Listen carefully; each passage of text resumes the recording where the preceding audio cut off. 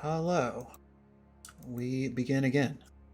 When last we left off, the Last Stars were resting underground in a structure beneath the quarry in Horizon, under the watchful gaze of the structure's protector, a strange man named Adriath. When you all awoke, you had a lengthy, difficult conversation on what it means to choose the fate of the imprisoned elemental Lutum, who had been imprisoned here after being labeled a betrayer by those in the elemental plane of Earth. In the end, a majority of the party agreed with Adriath's permission. The party would shatter Lutum's prison and destroy him, because the alternatives were deemed too risky or problematic. And although Mouse disagreed with the rest of the party's decision, she was still present as Lutum's corrupted form was freed, and you all fought this ghastly, ashen, smoky earth elemental. He was quickly carved away by some early volleys in the battle, and then retreated to the upper layer of the prison to create reinforcements. But ultimately, you all prevailed, as Klax cast him down and turned him into rubble. And although some in the party came pretty close to dying themselves, you all won. And that is where we left off. But I will add that the last game ended with Mouse casting Aura of Vitality. Flint looks okay. Klax is a little beaten up, probably full of adrenaline. Aesopp and Drada look like garbage. That's sort of at your first glance, but I will shut up. Come here, come here, come here. Yeah, for whatever reason, my hit points are at max for some reason. Like, it's almost like my character sheet was reset. Oh. Anybody else? Yeah, mine are too, actually, now that I was close to max before, but I don't know. Mine are not. Also, I really thought that was just a flex of like, wow, I didn't get hurt much in that battle. Look at my character. Look at how fucking amazing I am. I want to say ballpark I was 38 with, I think I still had the temp hit points, but I was definitely not at full health. I'm still at 5. Well, we'll sort that out later. So I walk over and pick up Aesopp. Thank you. How many casts is Aura Vitality? 10 rounds of healing? Yeah, it's 10d6. Okay, let's just say 10 rounds of 2d6. So... And then you also have your starry form, right? Which is like... So the first one gets an additional d8 plus 3. Per turn, or just for the spell? So I looked it up. It's once per healing cast. So it... okay. Unless you want to be really nice. But the way it reads is once per cast. Yeah. I'll consider that in the future, but perhaps let's keep Flint and Klax at full hit points and just say that you spent 5 of them. And then you can use... We'll say you spent 4 of them, but then you can use the other 6 to try to get Aesopp and Drada back up. As Klax is carrying me back, I was just going to be like, I didn't totally see how you managed to do it, but good job. And I just pat him on the back. And I'm exhausted. I could barely keep my eyes open, exhausted. Go ahead. To wake you all up a little bit, I'm going to drop 3 in each of you. So Aesopp, you're going to get 66. Oh, it didn't roll. Maybe I can't type and roll. There we go. Plus 1d8 plus 1. Or plus 3. So Aesopp, you can have a nice 33 hit points. And Drada, you can have 29. As I'm just showering you with star energy to slowly revitalize your forms. Continue.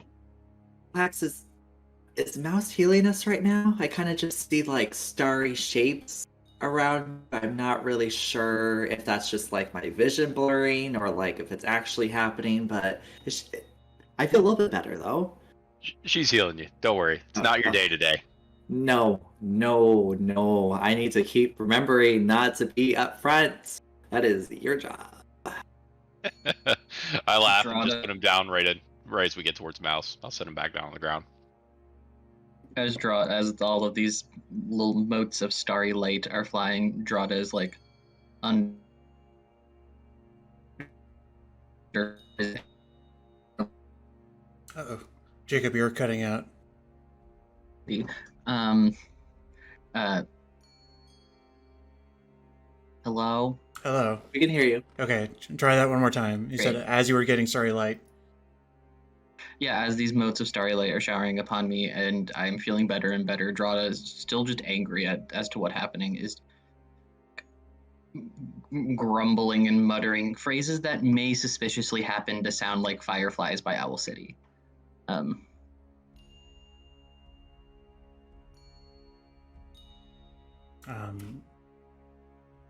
As you're all just sort of What a like reference. collecting. I don't understand the reference. I'm sorry. I'll look it up later. It's a bad pop song. It's Okay. dumb. Ignore me. I'm sure it's great. But as Too late for you're looking up. collecting, Adriath kind of steps out of the shadows. He's observing this fight from the corner of the room, as some players with dark vision had noticed. He walks up to the sort of like pile of rubble that became Lutum, and he seems to be shuffling through it. And in just a few minutes, he pulls out what kind of looks like a nondescript rock. It's a little bit bigger than sort of the gravel that Lutum turned into. But it's just as rough as the rest of them. It's more fist-sized. And he sort of holds it in his hand. And it's only Aesopp who hears, because Aesopp understands Primordial. The rest of you hear almost like a humanoid voice that is trying to make a gravelly, rocky avalanche sound. It's almost like somebody who's purring in a way, but it has sort of the impact of stone as he's exhaling. And you, Aesopp, hear in a tone that you can only assume is relief. The curse is broken. Purity through pressure, may you be reborn. And he takes the stone and puts it in his jacket.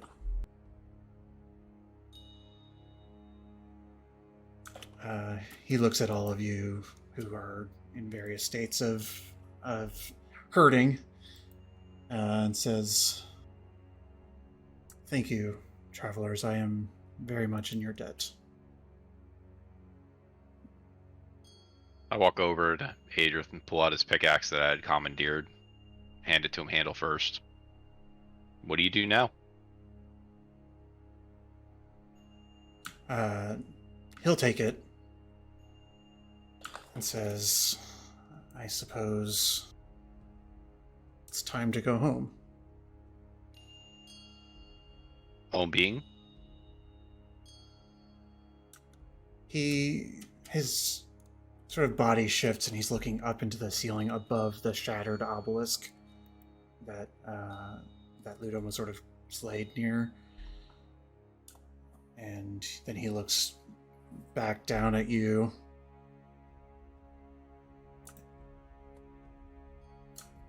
Not sure how to get there, but I seek to go back to the plane of Earth.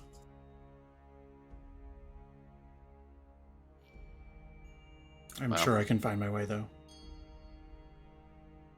And then loot him? I will take what's left of him with me. He pats his jacket pocket, kind of disregarding the rest of... as I punch my microphone. Disregarding the rest of the stone scattered on the ground. He seems to have what he needs.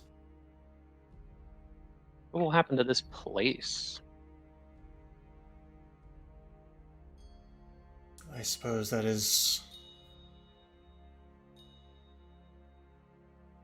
I suppose that remains to be seen, although now that I may leave, I assure you that anybody who wanders in will be safe.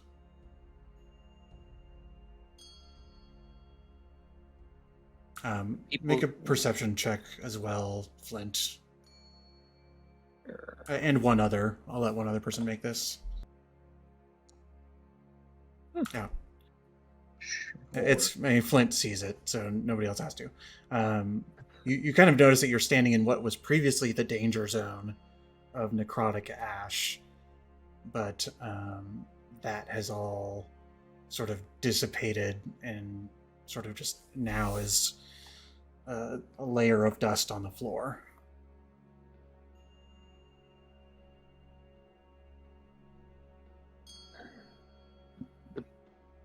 People here will, for better or worse, likely want to come in here. They will find value in many things in this place, I would guess.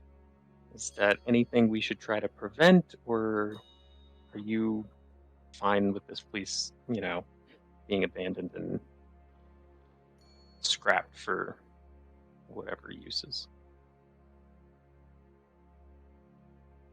He kind of looks at you and says, "It's not my place to say, but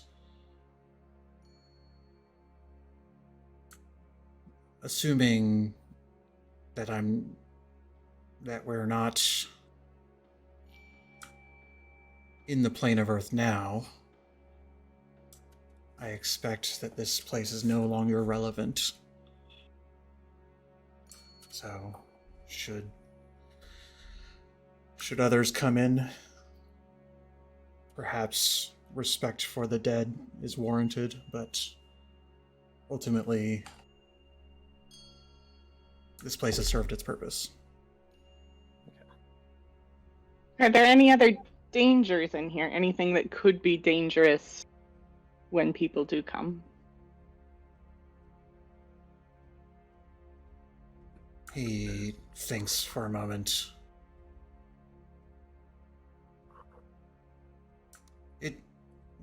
If they are as destructive as they were last time they came, it may be wise to take some of the more magical components out of this place. Being he's hinting at the quartz down on the level below you, as well as the crystal spheres on the bigger, ones that were giving you guys visions. He sort of is pointing down and describing those things, and he says, should those not be treated with care, they could cause a problem. I was gonna, even though Lutum is gone, I know one of the options was the beacon of light that summon earth elementals here. Could someone still theoretically do that if they still had enough quartz and the know-how? Likely. And I'm guessing you probably don't want that. Yes, would it be Not best for all involved if we take the quartz and or break the orbs? I will dispose of the orbs. They are quite large. I was going to say, I don't think I could take those. The quartz, easy enough.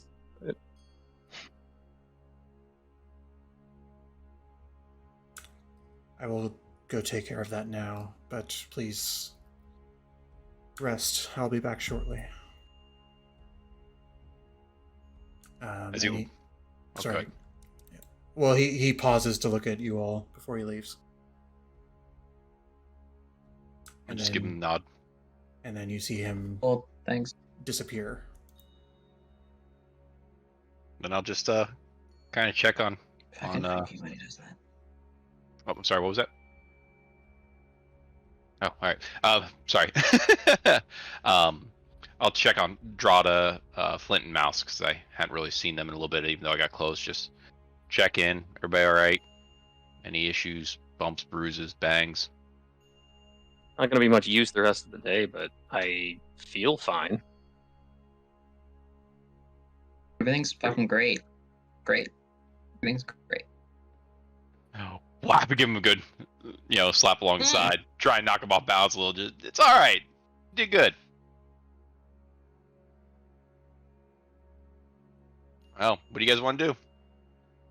Should Grab my quartz? Should we rest for an hour so that anybody who needs to can finish healing? And Probably if not a you bad need idea. to, those. I have a really hard time passing up commenting on it. Those healing rolls were outrageously high. Like, Uh-huh. 28 I didn't get a 29 single is- 1 or 2 in 12d6. That's That's- shit. so high on Spectrum. Anyways. Everybody here feels a sort of vibration in the ground, and there's a loud, kind of like blasting noise coming from far below. It's like almost like a little earthquake under your feet, and just this like energy explosion somewhere, but it subsides. Do we need to go check that out? I mean, it's probably just the Earth Dragon, whatever we think that guy was dealing with the orbs. Plot twist. Maybe we should ask him From- some questions. Because asking him questions has gone really well. Well, I mean, we did kind of kill thing. I'm like slumped over on one of the statues. I'm like, we kind of did it. He might be able to be willing to answer more questions. Oh God. I'm gonna walk over to one of the stairwells, kind of just start walking around just so I can peer around the corner to see if I can see anything on the floor below. I mean, my light gives me a weight, so I mean, anybody, Yeah. if there's any trouble, they'll see me. But No, I mean, whatever happened, it seemed pretty quick. You look down below, and it seems like you're just looking at the floor that has the tables with the lights, Mhm. and everything seems to still be there. and come back to the party. All right. So what do you guys want to do? Head on out, since Mouse seemed to be. Sorry, I have to let my dog out. He's on at the door. I mean, I don't think a short rest is a bad idea. Flax had it. I don't think it's a terrible idea to rummage around and see if there's anything we want to take out of here with us. Sounds like it would be a good idea to at least do a walkthrough and grab anything that could be potentially magically dangerous. And Souvenir time. I had thought I was going to help us get out of here with, like, levitate and stuff, but I don't have any spell slots for it, so how we get out of that, steep 30-foot drop-off is probably on somebody else. No, I got another rope if needed. I'm going to plop down and start casting Detect Magic ritually. Okay. Okay, so are you going to do a walkabout before you short rest, or? I mean, I'm not going to get anything from a short rest, so I might just do it Oh, whilst true. Yeah. others are short resting. Ooh, I will try and top all our temp hit points off while I still have my turret for an hour. Makes sense. But You activate it 12 times, and it eventually is max. Everybody may take a short rest if you would like. Flint, I can help you look if you want. I don't gain any benefit from a short rest right now either. You get your forms back. I think. I don't think so. Maybe that's just a moon druid thing. I think That's that's a a moon moon druid druid thing. I would like to say I would attempt a Song of Rest. However, it just goes super poorly and out of tune, and I just kind of stop halfway through. More annoyance than anything.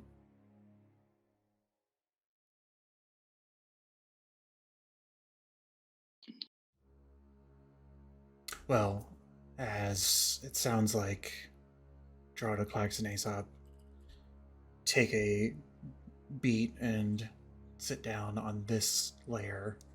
It sounds like Mouse and Flint are heading, sort of just doing a walkabout. Figured, yeah, I'll detect magic and rummage around the remnants on the floor here, and then probably head down a floor to collect the quartz from the turntables. Okay. Just make a perception check for me, if you don't mind.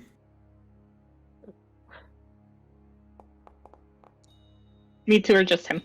Just him. He's perceiving with the Magic. ability. Yeah. Not particularly well. Yeah. Nothing stands out of the normal. You do manage to acquire each of the 12 quartz crystals that are on the layer below. You just add like 12 quartz cylinders to your list. They aren't radiating any particular magic school. It seems that their magical essence is sort of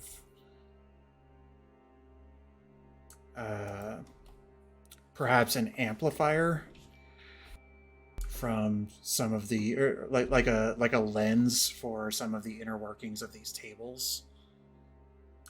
So the quartz seems to be more serving to project the light, more than the quartz being magical itself. So you do get a sense of magic coming from the tables, but those I think you've previously sort of looked at. That it's really hard to sort of understand their mechanisms without trying to disassemble one or something. Is there anything you talk about as you're walking around?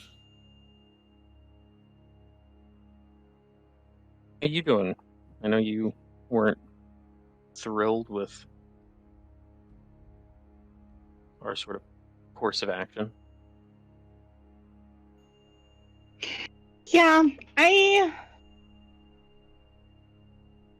honestly, at this point, what's done is done. There's not a lot of value in continuing to worry about what might have been, because this is what is. I didn't like that we didn't give it a chance, but at this point, it's out of our hands. We'll see how things play out in the long run. Or we won't. Maybe it's not ours to know. Yeah. I think we all think you were right. But yeah, it is what it is. What's your turret's name? Guess I've never thought to name it. I've got to name it. What should I name it? That seems like a deeply personal question. You're right. Probably Fireface. It doesn't. I don't use it to shoot fire very often. Maybe that's wrong. I'll think about it.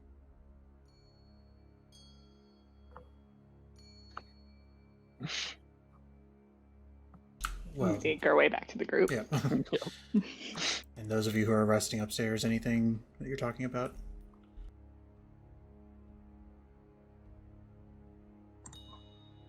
I'm not saying anything. Just kind of out of it, really. Well, I will go over to Aesopp and kind of assess him. You know, he's been healed a little bit. And So you gonna just mope about the entire time that you got beat up a little bit? I wouldn't say moping. I'm exhausted. I fell unconscious. Oh, it's fine. You get used to it after a couple times. Well, would it be a surprise to say that that was my first time? I guess that is a little bit of a surprise. I figured in your school you'd go through some, trials of some kind. Humanitarian major. Oh, alright. Andrada seems to be taking pretty well. I mean, he seems his normal sunny disposition, so. At which point Dradar walks over, hearing this conversation, just goes to Aesopp, people's first times are always awkward. It's fine. You don't have to worry about it. Thank you. Yes, totally have not heard that before. Yep. I'm sorry. It was right. It was real. I'm sorry. Fox just laughs and walks away now. Help me up. Yep, help you up. And Mouse and Flint return. Did you guys find anything? We got all the quartz. I might actually try to grab a couple handfuls of the crystals that were just in the walls, if I can find any that are easy to pry loose or something. Just to be able to show Brightbeard what's in this place, and maybe have a little bit to just look at later. Yeah, I would say, the detect magic walkabout, that only lasts 10 minutes, and so while everybody else is resting, you pull out your tools and you chisel away a sort of extremely rough. It's sort of up to you. There's actually quite a bit of raw amethyst in these walls, and some of the deposits in this area are quite large. So it's kind of up to you how big of a chunk you want to carve off. As I was thinking about it, can I just kind of stage whisper to Flint, can you help chip some for me too, please? Sure. I'll get a fist-sized piece for showing to Brightbeard, and then I don't know, maybe another, fist or two worth for Aesopp and I, just to have. Okay. And you know this just from being a craft person, what is in here is probably worth a lot of money once it's worked. Go ahead and give me a intelligence check to just sort of appraise these pieces that you pull off. Intelligence check. Am I good at... No, I'm not a jewel crafter. I have alchemy tools. Not quite. Okay. What is in here as far as grading gems is concerned? I, as a DM, looked into this once because I wanted to be very cinematic in my descriptions, and I forget everything. But, the clarity, the color, all the telltale signs it would use to tell whether or not these gems are of value. A lot of it is there. They aren't perfect. They're not sort of pristine, the most high-end gem. What is in here is probably worth a small fortune, but within the entire structure, it's probably worth a small fortune, but it would also take a monumental effort to get it all out. And so you take a few pieces, a few souvenirs and sort of a showpiece for Bali. And if you were to sort of cut them, then they'd probably be worth, the two pieces that you keep with you, probably be worth 30 gold each or something. But right now they aren't really worth a whole lot because they're rough.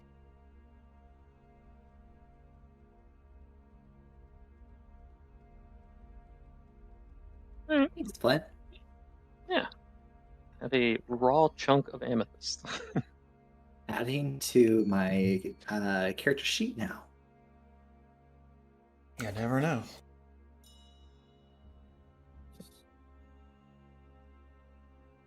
Well, shall we try and get back home? Or I do say we should probably let our sponsor, totally remember his name, Avenir.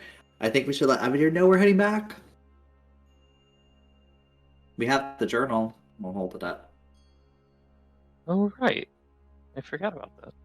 do we want to take anything off the bodies here as mementos or keepsakes for proof of what happened to the party? Or is the journal enough? I mean, maybe less mementos or keepsakes, but more if people's loved ones didn't make it out, having some token of. Yeah, I think we looked for anything like noteworthy or valuable before, but yeah, if they have any sort of, I don't know, things that look like heirlooms or notable possessions that could be returned, I don't think we're going to be able to haul the bodies out. But... Okay. You spend a little bit of time. I will say the individual on the bottom level who had dropped a stick of dynamite on you all is there's not much to retrieve, I'm just going to say. Also, if you were to peek down there, it is just a mess now. The orbs, the giant spheres that had given you the visions have been decimated, along with sort of the general structure of the rooms. One of the two stairways caved in over the course of whatever happened. But the other bodies, I think you found 2 others. You collect what you think is a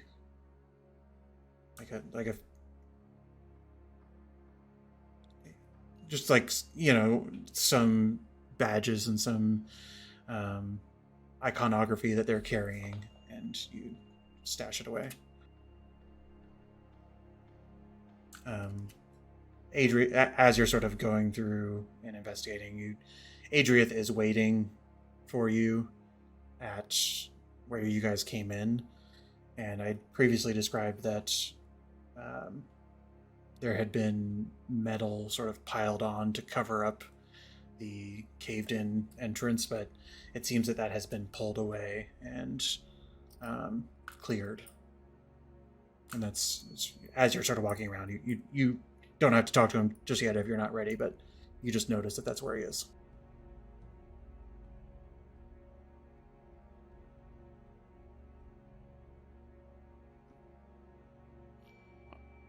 And forgive me, I was adjusting some things on my computer here.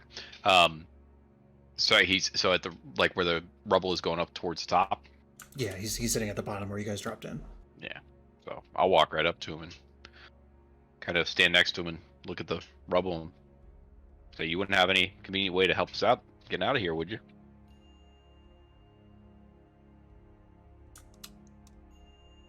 I suppose it depends on the path ahead. He's sort of inspecting to try to understand.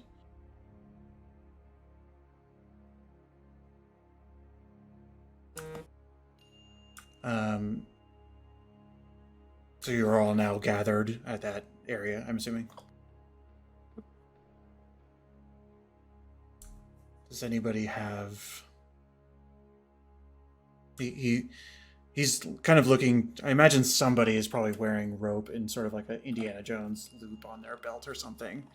He sort of is looking to acquire rope of some kind. Well, if he says something, I can reach in my pack and grab some. But I don't think I have any. Rope and to take some... I got rope. You need rope? Yeah, he sort of extends his hand, requesting it. And as he grabs it, he nods to you and disappears. And it's within just a few seconds you hear rope from above clattering down at the ground where you all dropped in, being held from up high. Well, that's convenient. I'll kind of wrap around my wrist, give it a good tug, make sure it's not going to go anywhere. Seems steady. All right. Hope everybody still has enough strength left. Looking at Aesopp for... And I'll start kind of hand over hand, because of the slope, walking, but hand over hand, feeding it up and going up. Yeah. If everybody can just roll an athletics check, you'll all make it up eventually. There's no punishment. I just want to narratively see how people do. Having fallen last time, I will just become a giant wolf spider. Okay. Whoa. Mouse becomes spider and climb. Notice I don't see too I would many also love to zeros. take. I'd happily take the rear of the party, just in case someone I don't know happened to fall. Happen to roll a 1. The thing is, I think a one is sort of, you don't get very high, and it's sort of like Flint. It's easier to go down than it is to go up, especially when you're wearing heavy armor. I think this might be the second campaign of yours where I have rolled very low on like cliff sides and almost like fallen to my death or something. Oh yeah, I do remember that. How do you get up, Flint? Because your first attempt is not working. I mean, I'm not very heavy. I'm probably pretty good at tying knots. I could just tie this around myself if someone wants to haul me up. Or, I don't know. I don't know how strong Drada is. I get the impression Drada's good at climbing, but I'm not sure. And I think that he's good at climbing because he's waif of a human and not because he's jacked as hell. Good at climbing, but not carrying somebody with them. I'm happy to help if I can. You It can- won't be pretty, but I can assist. I'll just tie this around my waist and then let Clax pull me up. How you guys make it out down there? 3 of us are up. I might need some help. Hey, if a certain particularly strong dragon lad wouldn't mind just yanking on this rope a little bit, that'd be great. Thanks. Take it easy, but yes. Take it easy, have fun, go. Alright. Literally, when he first said yank, I was like, alright. And then I'm here, take it easy. Alright. And then just slowly kind of find a spot. I know it's a tight fit up there, if I remember correctly. Right around the corner. So maybe see if I can't wedge myself a little bit into that corner. Depending on where the rope's tied off. I don't even know. Actually, that's probably the first question. Yeah, Adriath has been holding it this whole time. He was holding it as an anchor when you came up. And as you sort of get on the rope to pull, he just starts pulling with you. So if you want to roll athletics with that, as if he's helping you.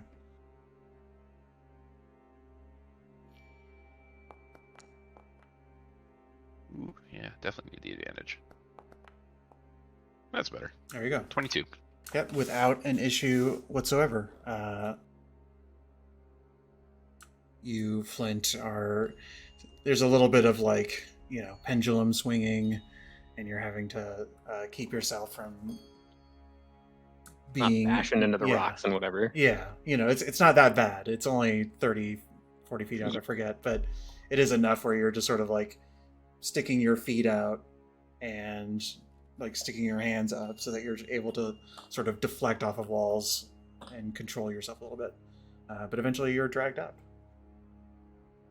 And I imagine because of space, the rest of the party had to go kind of in front of me. Like they're already in the passageway, I guess. Yeah. Alright. So as people get up, I'll just kind of look at Adrith so I can get out of the way so they can get up and kind of give them a nod and say, this was fun. Drada is still down there. Because Drada was in the back. I assumed I was untie the rope and toss it back down. Drada climbs up and surfaces as you say, this is fun, and Drada just chuckles a little bit under his breath. And I'm gonna go ahead and make my way so other people can. Yeah, and then now you're in what was the sort of narrow passage that I'm imagining you're lighting your way with the axe once again, but narrow passage, very difficult to maneuver in, but you guys manage to come up. And it is not too terribly long before you step out into the outdoor area of the quarry. Let's go ahead and bring up the old map once again.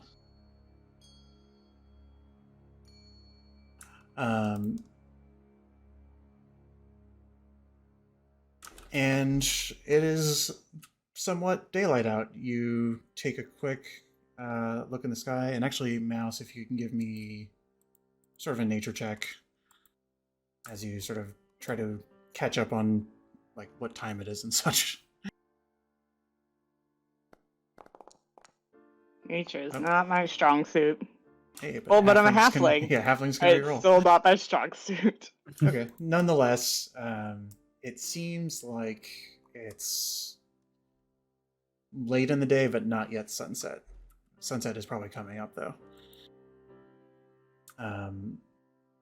The quarry still seems to be inactive. You don't see signs of any workers having begun or being placed or any kind of preparation for the quarry to reopen. And you all step outside and see sunlight for the first time in a while.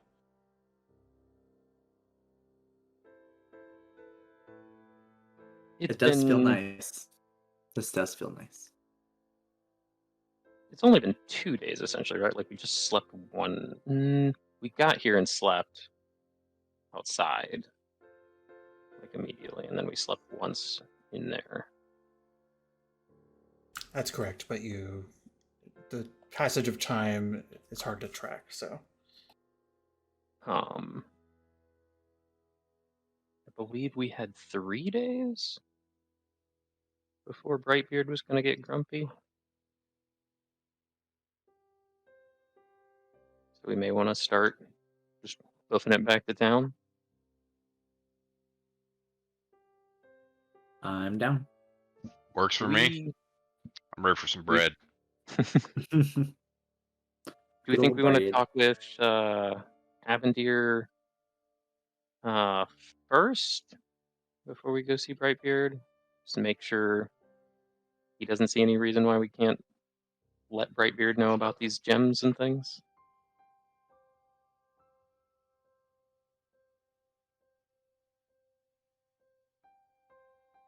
Sorry, putting food in my face. I don't think it's a bad idea. I think it all depends on what time we get in, and we can take a little bit more scenic route depending on the way we got here, and swing by Avendir's place first, and then walk on up. Alternatively, we can kind of use that journal, I guess, as you had suggested, to send him a message and see where he wants to meet us, or if he just wants to meet immediately with Brightbeard. Yeah.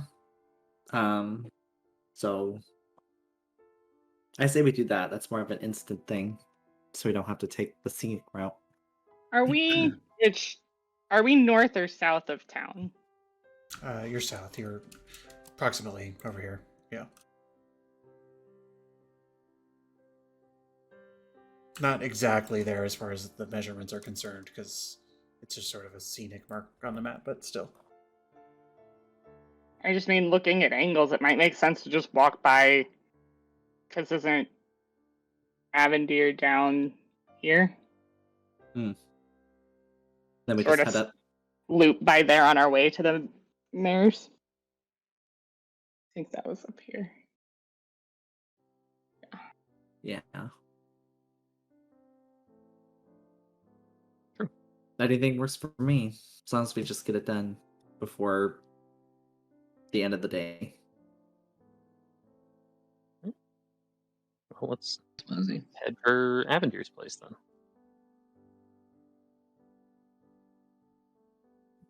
As we, Oh. go right ahead, Mouse.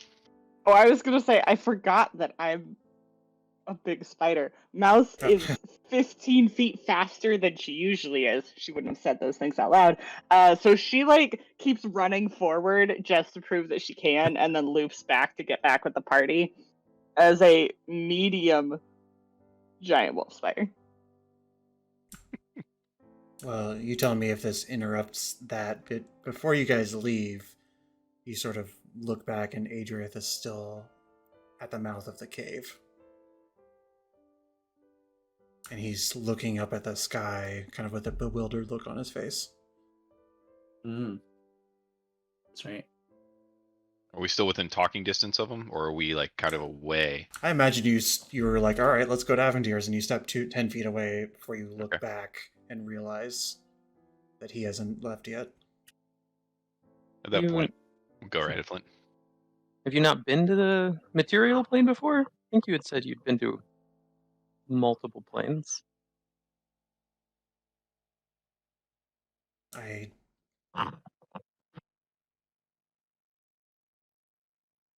He seems lost in thought as he's staring up at the sky and says, when does it end? Where's the top?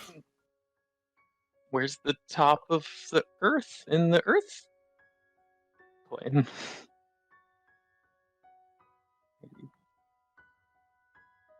I don't think anybody knows. Remember Or our Hannah might know. conversation? Remember our conversation with Mouse and I? That's what we were talking about. We were talking about the sky. The sky is just kind of all around us. And the islands, the stars. Well, stars come out at night. Can't really see them during the day, but the biggest star, or one of, I'll look at Mouse, is that big old thing right there. I'll point to the sun. Mouse, who is a spider at the moment.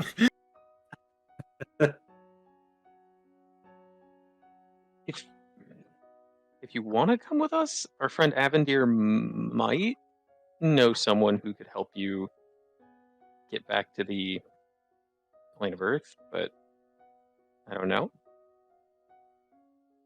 I don't know how, on just regular terms he is with that Arcana guy, but that guy could probably send you wherever. That's so true. Yeah.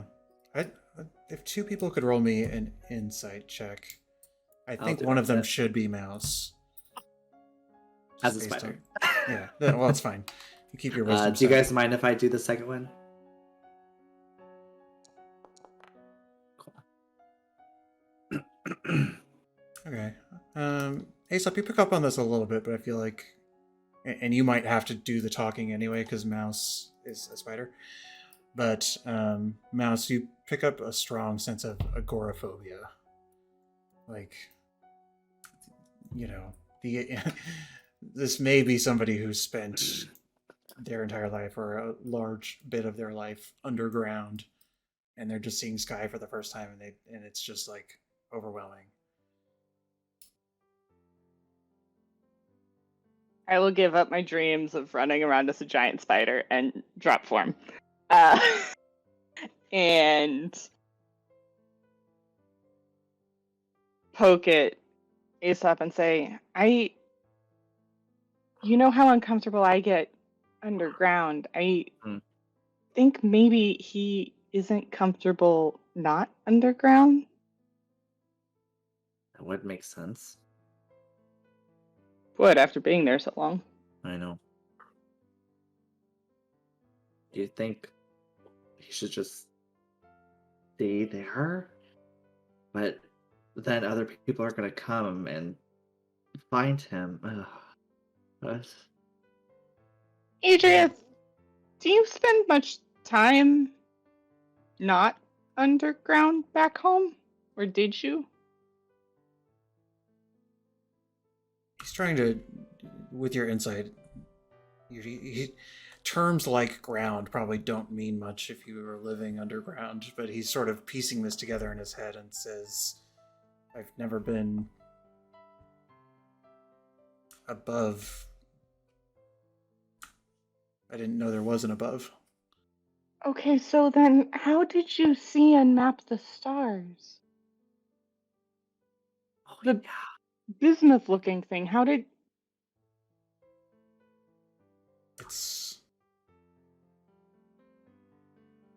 It's just something that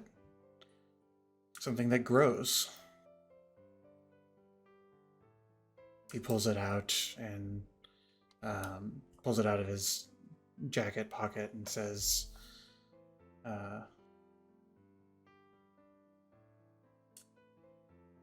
sometimes they glow, and I thought I would keep it.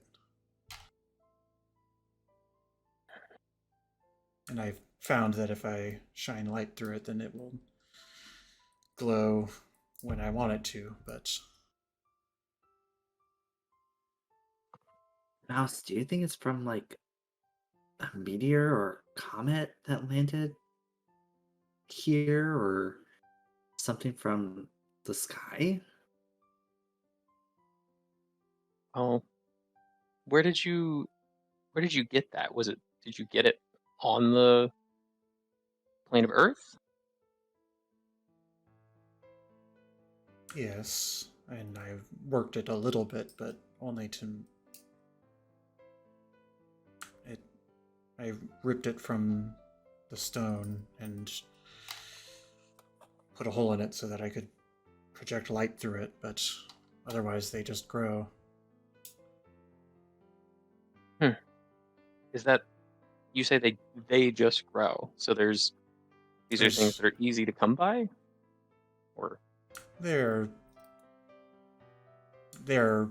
uncommon, but this is not the only one.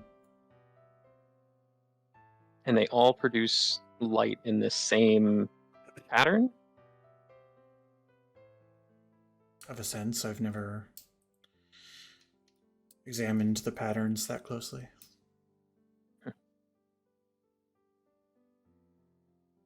You said you would show us how to do something like that if we helped you in this endeavor. I don't know if it's something demonstratable, but it is pretty cool. He looks at it and he says, and then he looks up at the sky and says, without a ceiling, there's nothing to project it onto. But I suppose you may have it. And he... Look at Mouse. Yeah. I Are imagine you- Mouse is the most interested in it, and he sort of just proffers it to you. Are you sure? Of It course. seems... I would love to study this further and compare it to my notes. It just seems so important. Well, you say that there are stars I can look at from here, so perhaps I won't need it. Now, so this is kind of up to you, because I don't know how much you want him studying your type of magic, but the more I think about it, that Arcana guy seemed very interested in your magic, and I don't know if this might be something very interesting to him. Like the fact that there's these crystals growing that somehow correlate to the sky, the stars in the sky seems like a pretty wild discovery. It does. I am unsure that this feels important. I'm honestly confused. I thought we studied the stars that were, and sometimes some disappear, but how can someone who's never been on the surface also study the stars? I'm just And you get the sense that she's sort of like having a moment of questioning everything that, like, a very cornerstone of her kind of foundational being is believing that the stars are always watching, but this is very confusing. I mean, maybe I'm the not stars are sure. more than we think they are. Maybe, and this is just how they show up on Other plane of planets. Earth, where there is no sky. And like, I think if that's true, that's probably implies some pretty interesting things. And not, I don't know what they are. But Maybe I'm just not sure that I trust that Arcana guy to have anyone's best interest. I'm not sure what guides him. that's fair.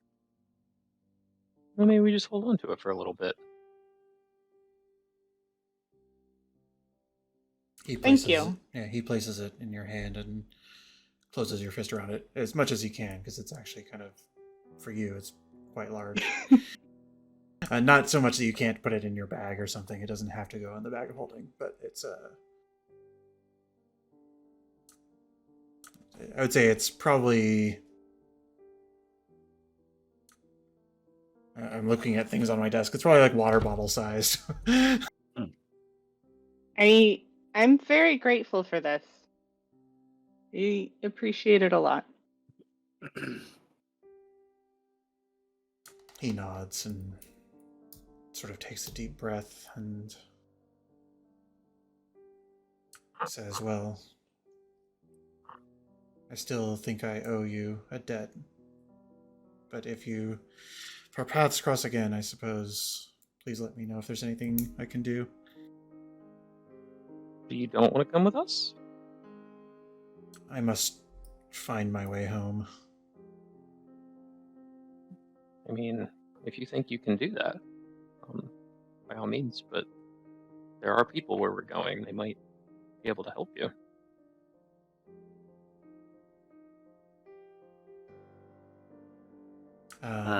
You look at him as you're sort of saying that, and he seems to have like an idea, and you look and see that his eyes glow for a few seconds. You can make an Arcana check if you'd like.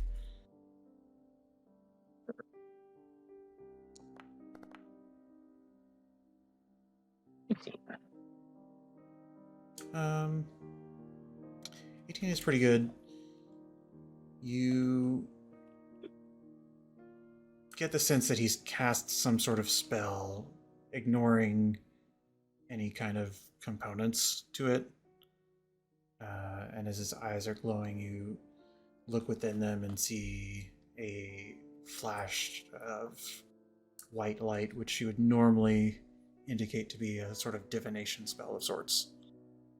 Like, just based on whatever factors you can discern without the rest of the components being part of it. And as his eyes dim, he says, I think I know the way.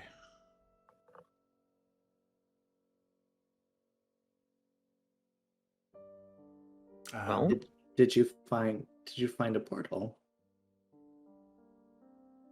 back home? Not yet, but he looks northward. And says, I have a direction. I'm sure I'll be able to narrow it down.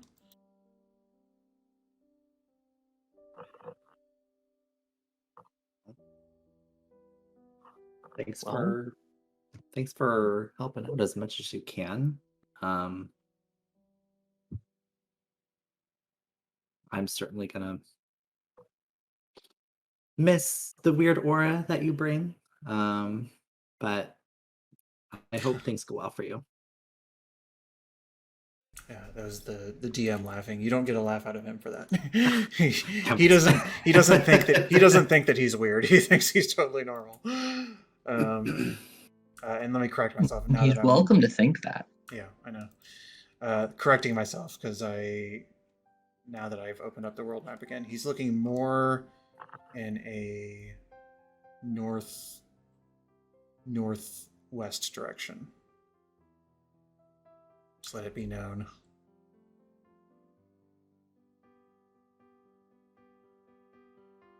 But he sort of gives a sort of half bow to all of you, and then a very slightly deeper bow to Mouse, and then trundles off in, like, sort of steeling himself for the open air, for walking in a direction that seems to be north, but it looks like he has seen civilization on the horizon and perhaps is trying to walk around it.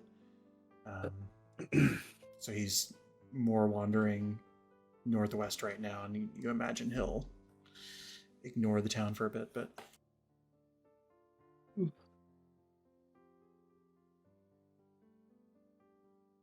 Bye. Well, should we be making like him? Getting out of here? Yeah. Yeah. So, agreed. We'll swing by Avendir first on the way back. Yep. Alright. alrighty. Mouse, I'm adding something to your inventory. Oh, I get something better than the item that I made? Oh, no, I mean, it's... no, I mean, that's fine, too. You can have both.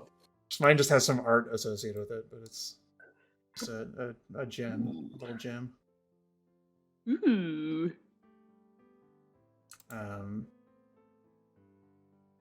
I guess I could share. It's not very descriptive in the art department, but just a gem of sorts. And you all trek towards the Rising Melody. So you go hang out with Avendir.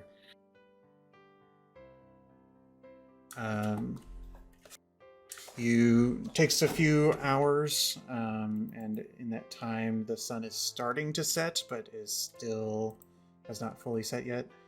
And you haven't really been to the Rising Melody during normal business hours. You've only been there during the Tournament of Tales or the setup and takedown time of the Tournament of Tales, which tended to be like a more heavy construction environment. So now that you see it sort of in what you imagine to be your average day, it appears to be much busier, but sort of just the hustle and bustle of normal daily customers in after working the day doing X, Y, or Z. But before we get into that, I think we're going to take a bit of an early break because Jacob's having internet issues and I have to use the restroom. So we will come back in like 5 minutes or so. Sounds good. Okay, thank you.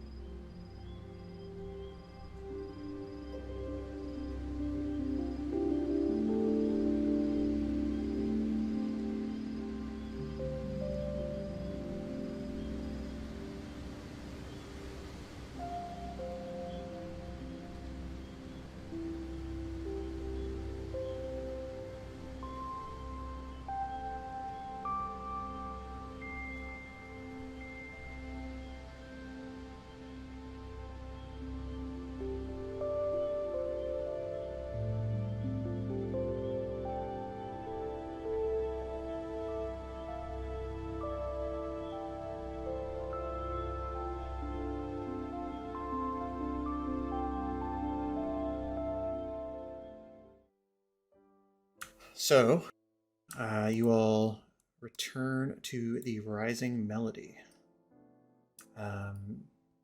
It appears that Avendir's sort of wait staff and bartenders and everybody are kind of performing what you find to be like a very skilled ballet of serving customers. Like, these are not your everyday bartenders, which is nothing against bartenders or anything, but he's like, clearly Avendir hires the best in this sense. Everybody is laughing and having a good time in this space. All of the folks are being catered to, and everybody's cups are full. And the environment seems to be that of sort of, fun and joy. It seems relatively busy, but you guys are able to either find a table or get up at the bar if you'd like. Somebody go and roll a perception check for me. Got you.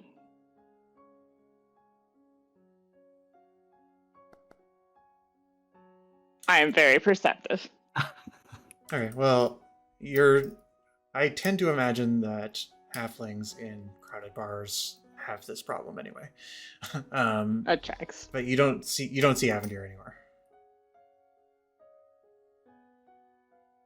I'll go up to the bar, to bartender, if there's one available, and be like, "Hey, is Avendir in? Is he out? Is he busy? Is he free?" This sort of like elven woman sort of perks up and says, "Oh, Aesopp, right? Yes. Hi. Yeah, I think he's in the back." Is it a private thing, or are we able to? Let me just check in with him really quick. Okay. And she sort of darts back into the room that's behind the piano, which is still there. That seems to be a permanent fixture of this place. And she comes back. She sort of steps in for a brief moment, and then opens the door back up, looks at you, and just sort of gives the wave to invite you and everybody else in. Seems like we can go and talk to him. So let's make our way. Okay. You all get a few eyes, not of a shady kind, but sort of like, oh, who are these people stepping behind the bar? Like, some looks of maybe recognition, some of curiosity, as you all sort of are able to enter, but nobody has concern because you are not shooed away. And so as you enter the back room, Avendir sort of writing something in a book and says, and as you are all sort of filing, and he says, just a moment, be right with you, as he's just jotting down a few words. And as you all sort of file in and close the door behind you, he shuts the book. You see that it has a large red gem on it, similar to the distant journal he gave you. That red gem glows and then dissipates after he closes the book. And then he looks at you and says, well, hey, how have things been? Well, we just got back from the mine area, the quarry area, that's the right word. There was a lot more down there than probably anyone realized. We found the original group that went in there, all dead. There was a look on his face where he was like, oh, but then he's like, oh. Yeah, all dead. Some worse than others, unfortunately, but we tried to bring back memories for loved ones. And I don't think anyone expected it to be a earth elemental domain. So we had to kind of figure everything out. I don't even know the words to say. Player talking. I don't have the words to say to describe earth elemental stuff we saw, so that's what I say. I think that's a fair way to say it, and you can decide how much Aesopp would want to say of it. It's also sort of like, being concise to your boss is sometimes the best option anyway. But he sort of looks at you and says, "Well, if I'm saddened to hear of the loss of the Delver's Lodge folks. Certainly, I will pass that news along to Bali and encourage him to make amends as best as he can. But I'm glad to hear that you all have made it out safe. And Earth Elementals, is it safe down there now? It should be, yes. And, if you are trying to get on Brightbeard's good side, this definitely seems like a good way to do it. And I'll pull out that, one of those chunks of amethyst and say, there's a small fortune down in there and inside this cave system that's just full of amethyst. He sort of reaches for it to inspect it, and I'll hand it to him. He says, "For a man like Bali, I'm sure this will sate his conscience."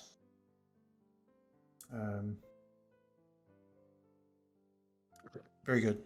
I will let him know, unless you prefer to deliver the news yourself. That should be best. I was gonna say, I don't think he liked us that much. So perhaps it's better if you let him know.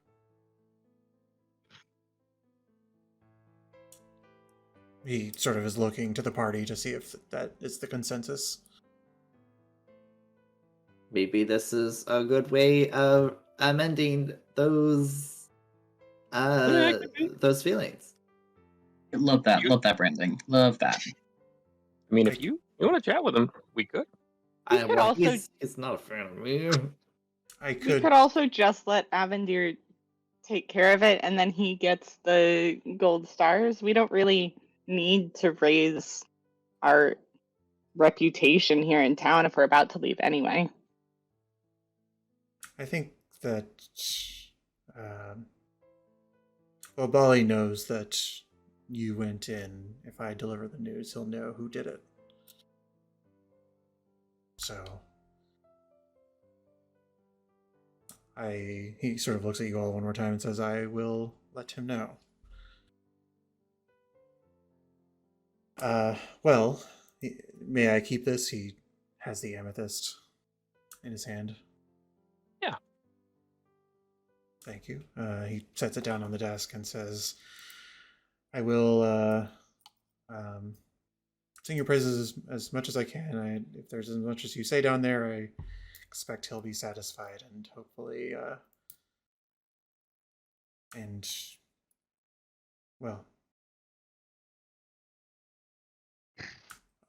he sort of inspects you up and down, and even though you've been physically healed, there's probably a layer of polish that some of your guys' armor needs." And he says, "Well, you guys look like you need a drink, so..." Yes. Of any non-alcoholic beverage you have, I will take. All dibs on Aesopp's alcoholic beverage he's supposed to get. I was gonna say, I'll take the alcoholic kind. I assure you that you will be taken care of. I know we've Fox established is already that- walking out the door. I know we've established that Aesopp and Drada don't drink. Have we seen Mouse drink? I thought she tried something one time, as a curiosity thing, but I don't think she drank. I think Mouse has had alcohol around you all. I don't think that alcohol would be new to her. Okay. Yeah, not like Probably not in like distilled fancy forms, but And you've all drank at least a small amount when you were given like various magical liquors from Avendir, but yeah, I would say for some of you it's a character trait, and some of it it's not. Well, Klax sort of stomps off, and not stomps off, but leaves to go enjoy himself. And Avendir says, "I'll be here if you need anything. Just making some preparations, or I'm off to the city tomorrow to get the schedule approved for the auction. So, When does the airship leave? How many days from now is that? for the first leg of the auction, Yeah. I believe he sort of like pulls out his schedule and he says, probably on the 8th or 9th of fall, something like that, from Consonance. We're planning to take. I'm going up there to get the schedule approved now and to run a few errands, and then when I come back here, we'll take the caravan to the city, have the first auction in the city, and then load the rest up into the airship. So it's going to be. It's about to be a very busy season for me, but What? Sorry, how many days from now are you thinking you're gonna take the caravan then? Perhaps. We're leaving with the caravan on the 1st. Oh, the first. Yes. That is It's currently further away than I thought. Yeah. Yeah, he describes it like he has a round trip to make right now to Consonance.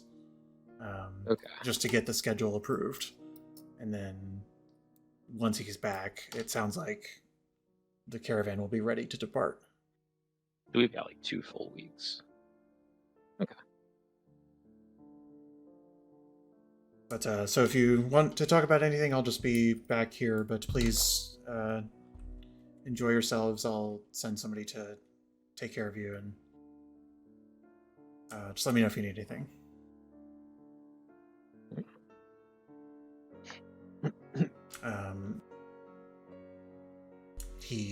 You all exit, and he follows you out and sort of grabs one of the bartenders behind the bar and starts sort of whispering in their ear to tell them something before he goes to the back room. And the bartender comes to the back room as well. Seems like just business is afoot, but you all get a table. Drinks of various kinds are served, and you have the night to yourselves. I'm sorry, how many days did you say we had, Flint? I think it's 79th now, and he said they were leaving on the 1st, so about 2 weeks. Assuming the calendar, or I'm assuming I'm reading the calendar correctly. Yeah, that's fair to say.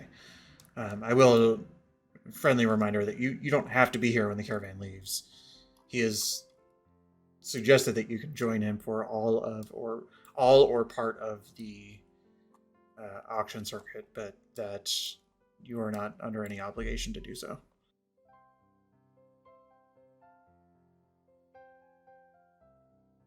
I'm still a little nervous for Avendir. I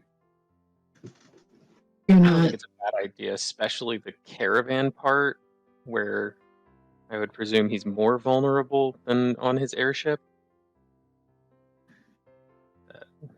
Perhaps I had escort a him? similar thought. You aren't alone in that for sure.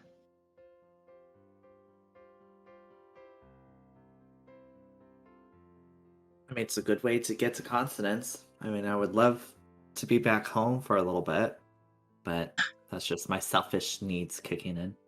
Oh my god, and we can meet and then berate your parents for not coming to the Tournament of Tales. How exciting. Oh, I don't think either of those options are very viable right now, seeing as my parents are off doing something at the moment, but Did we ever figure out where they were? no. No. Just as curious as you are. Maybe Anything you continents will guys bring think some we should do for the next 2 or so weeks? answers. Is there any research we could do about Red. the air Trash guy dragon? dragon? Yeah. We can. Kind of been in the similar, like, shelves and aisles, trying to figure out more about Neptus. But yeah. I just haven't keened on the word Sky Dragon yet. I mean, I've got some work to do on my breastplate, but I don't think that'll fit. Should look back at my notes, but I don't think that'll take me 2 weeks. I think you've maybe spent 2 days on it, but I think it would only take you 1 week, Oh. if I recall. I think that is correct. You know, given how that last encounter went down, maybe some sparring's in order.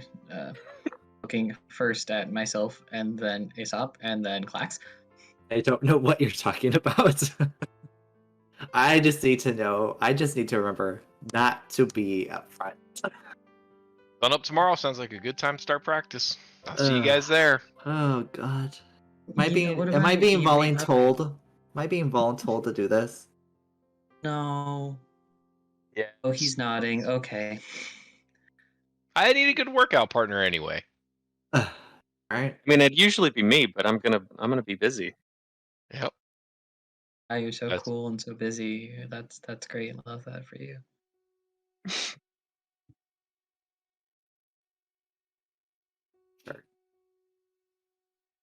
Always down to tussle.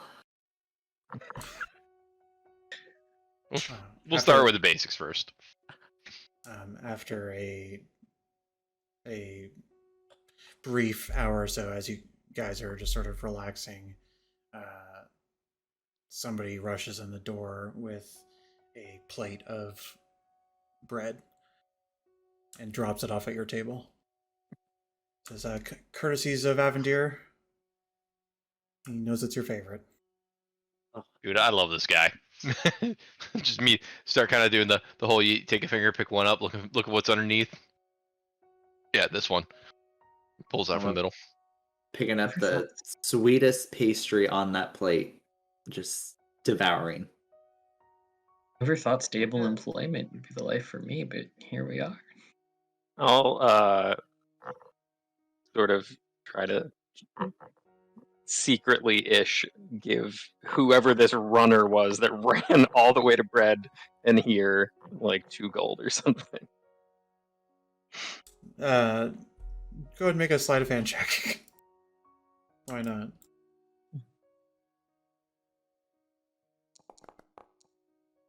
Took this proficiency for a reason.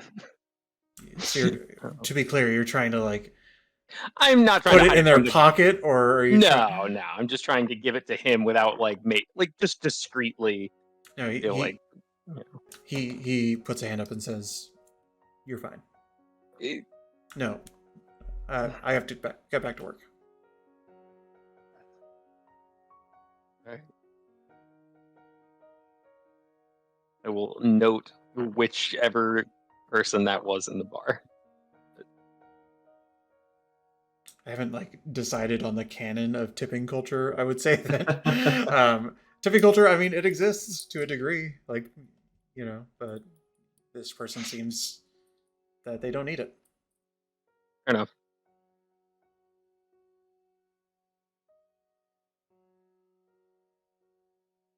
What are we gonna do now? The last thing I was going to say is the Rising Melody also doesn't serve food. You imagine that this happens from time to time. Not special. Did we reserve ourselves a room, or do we have to like? get a new room. I know our time ran out and we were. The guy's in Can't remember favor if of we- taking everything with us. If I know I was in favor of that. I don't remember where we fell. See if I have a note.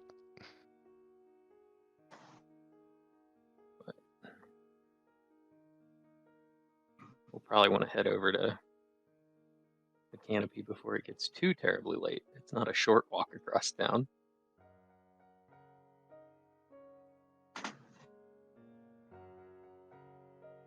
Well, unless there's more you wish to discuss,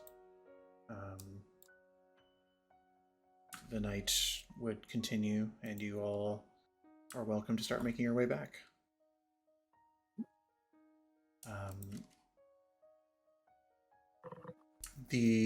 I don't really have it in my notes. We'll say that you have 2 more days left on the room. So you're fine for the night. I do believe you left some stuff there and paid for like an extra week or something. I just don't really remember. So you all get back to the canopy, splitting up into, I believe you had 2 rooms, 3 rooms. Mouse is sleeping outside. At least tonight. We spent too much time in a cave. She's not sleeping inside. That's totally fair.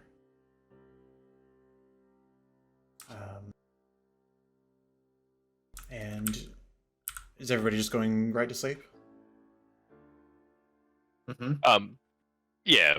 For the most part, I'm gonna work on mending some armor, cleaning my stuff up before bed, make sure it's ready to go for first thing in the morning. I think as she's like winding down and just trying to process everything, Mouse is also watching the stars, and she did try to note on her map some of the things she saw from the bismuth projection, and just looking. She's just trying to see the things that she hasn't seen before, and is looking to see if are those stars in the sky and she's just never noticed them, or could they just be so far away that her eyes can't quite pick up on them? She's just sitting with that new information. Go ahead and roll me a navigator's tool check with wisdom, or just roll a wisdom saving throw. I think it would be the same roll, because it would be proficiency plus wisdom.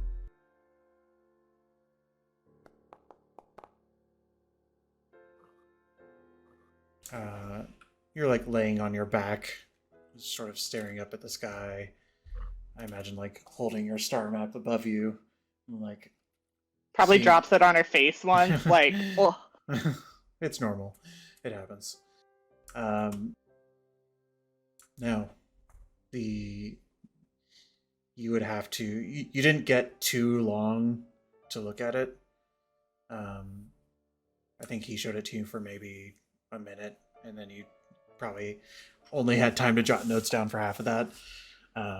But no, there are entire constellations that you are familiar with that are there in perfect detail. But then there are just these stars in between them that you don't recognize on your map. More left stars.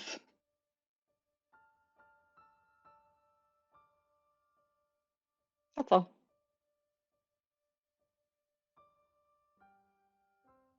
Does anybody else have nighttime activities? I think Drana probably goes for a little bit of a late night stroll / find some. There's been a lot of time spent with the party in tight, secluded places, and things happened in that combat that Drana did not like. He's appearing to take it well, but might need some time just to like vent and vibe alone. So I think he's gonna go for some late night strolls. Not many people come that close to death. It is understandable to need some alone time after that. And you find that space. It's dark enough that really any space can be isolated for you. as you find a corner with no light and enjoy the idea that you're completely unseen and alone.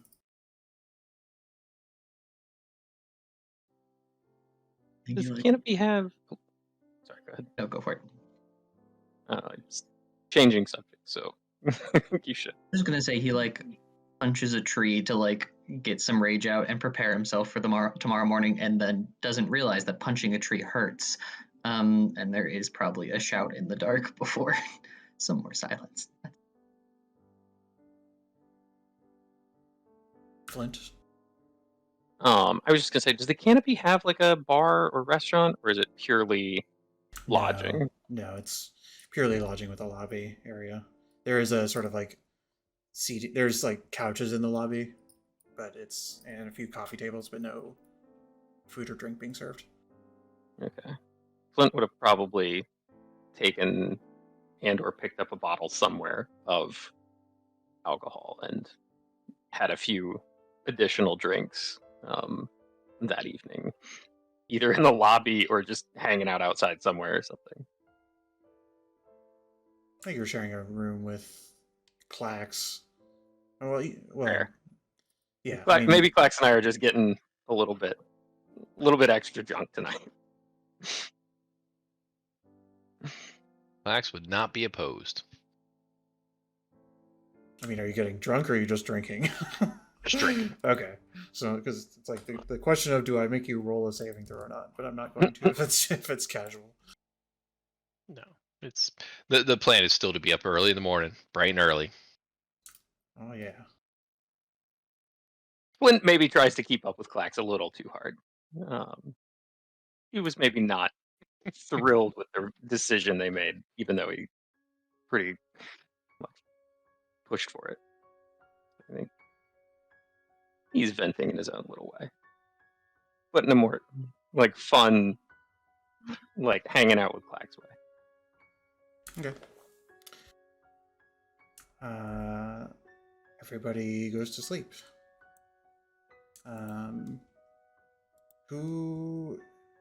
So Mouse is outside, Flint and Clax, and then are Drada and Aesopp in the same room?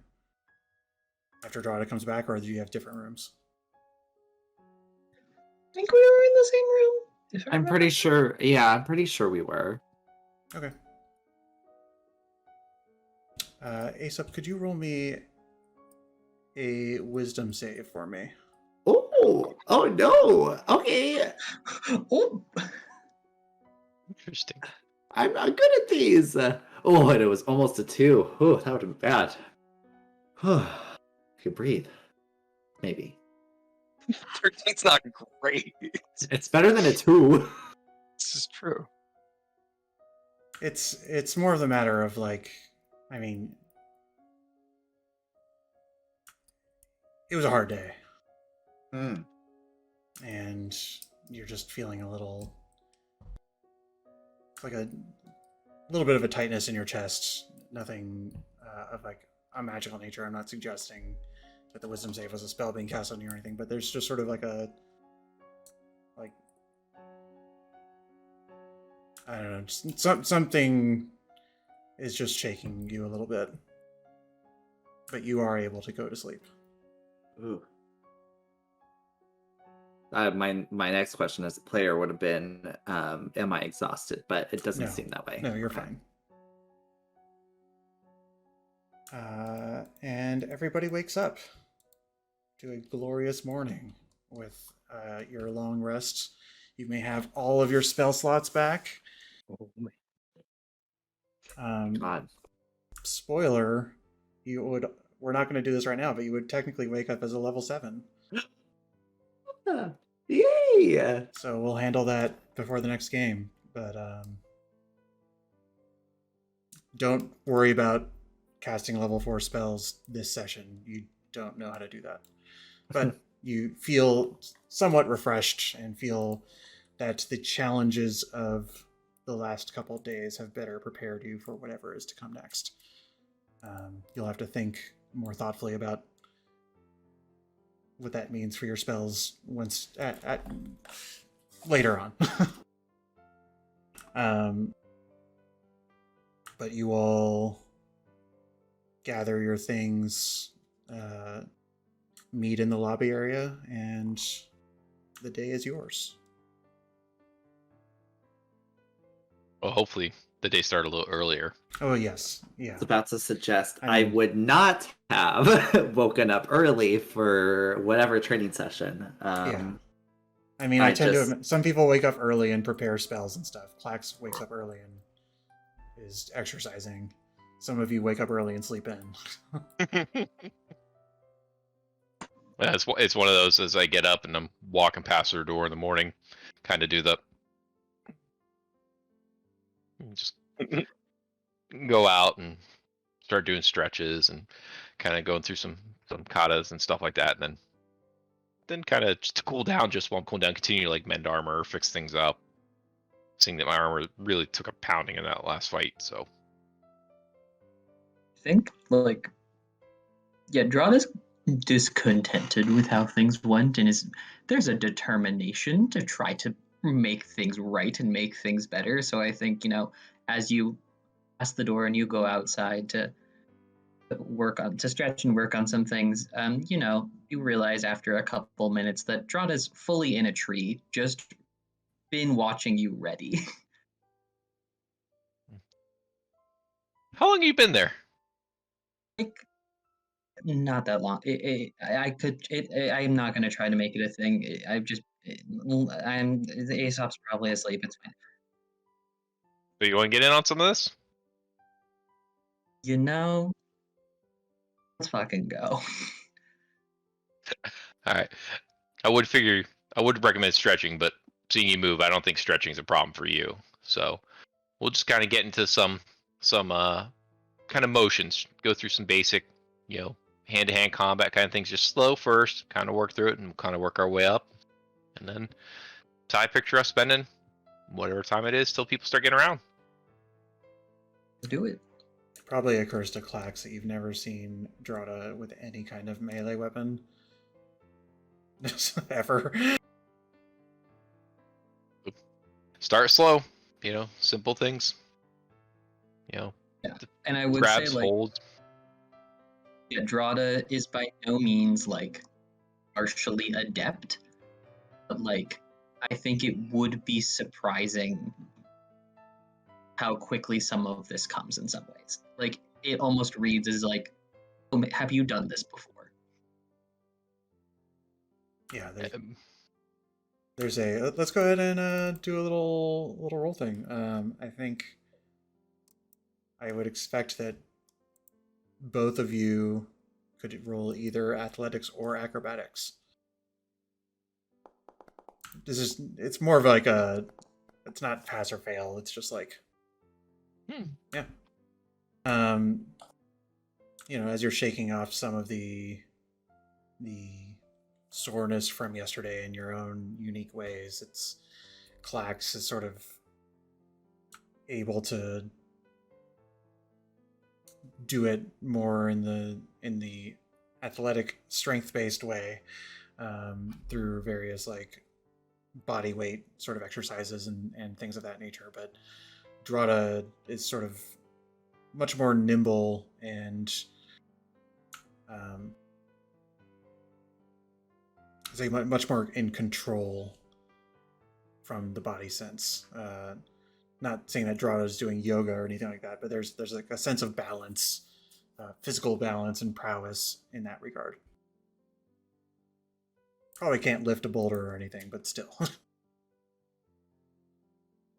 Yeah, you're a lot better at this than I thought. I thought you were just good at shooting me with arrows, or bolts. Love being multi-talented. Mouse is probably just in the grass 10 feet away. Mouse is like poring over the star map. She like casually looks over and throws Gift of Alacrity at Drada. Every day. Every day. It's just part of the routine. And then she will go back to poring over the star map. Like, you throw it over, I'm like, Clax is in the midst of trying to apply a chokehold, and I'm like, thank you. At some point, Flint walks by, like, tools in hand almost. I guess not really. They're all in the bag of holding. He didn't carry anything. But I'll be probably at the workshop if you guys need me. Yeah. Sounds good. Clax is just trying to dodge some quick movements by Drada. And Aesop, you can probably hear all this just from outside your window. I think I would try to sleep in until around like noon. When? You can try. I don't think that's happening. Still gonna try. But I am with like the feeling of guilt and like the subtle sensation of like, who am I? Am I trying to be someone that I'm not? Sort of like sensations going on. I just kind of lay in bed enjoying the alone time that I have. Like Drada said earlier, we didn't have a lot of it the past couple days, but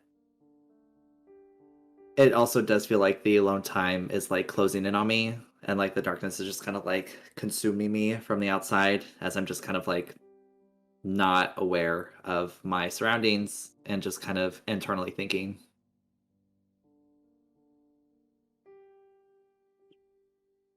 Well, Flint goes off to the workshop and for all intents and purposes is outside of the party at the moment, but after your morning stretches and you're sort of sleeping in and this and that,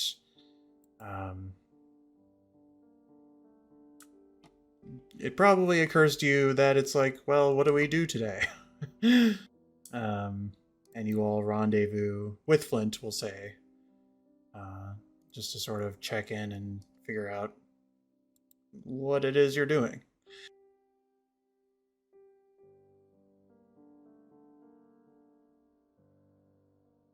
We got 2 weeks. Like, we could do all kinds of stuff before that caravan leaves. We could go to, well, depends on if we want to be here for the caravan or not. I think we do. That was where I think we fell. Is there anything on our docket? Any, like, things we needed to do?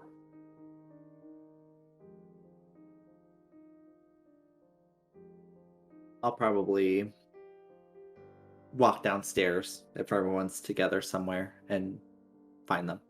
Yeah, I think you're a part of the conversation. Yeah. Okay.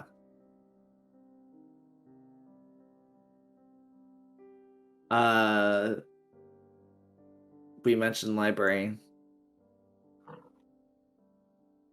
Learning more about the Sky Dragon, which that seems a lot. I also need to get some stuff, so I guess I wouldn't mind the company to the market.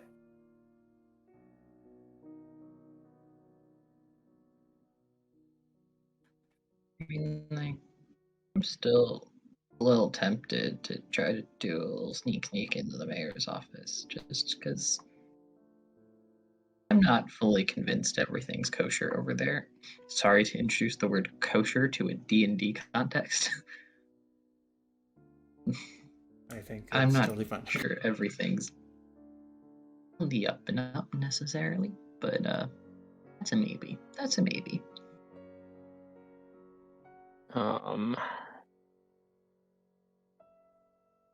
We could, if we're really feeling for a walkabout, we could go back to Mistral and get those necromancer spell books we just left in a hole in the dirt. The ground. Mm-hmm. Yeah.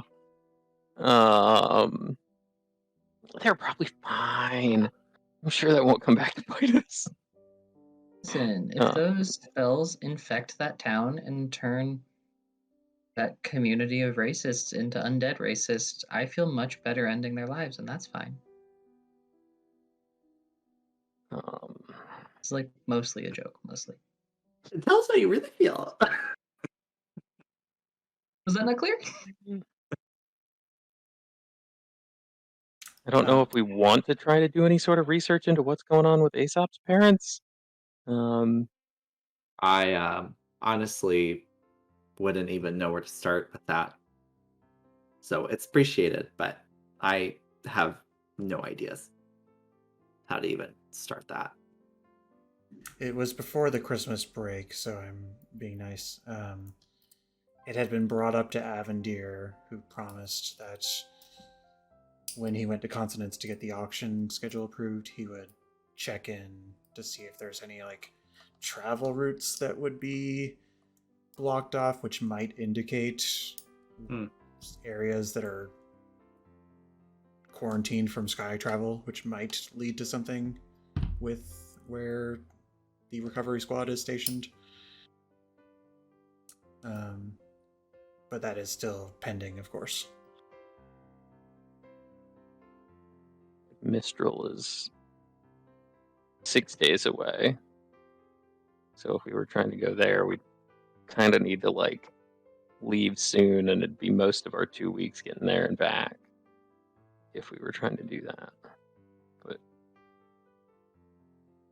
somebody roll me a perception check for me. Sure.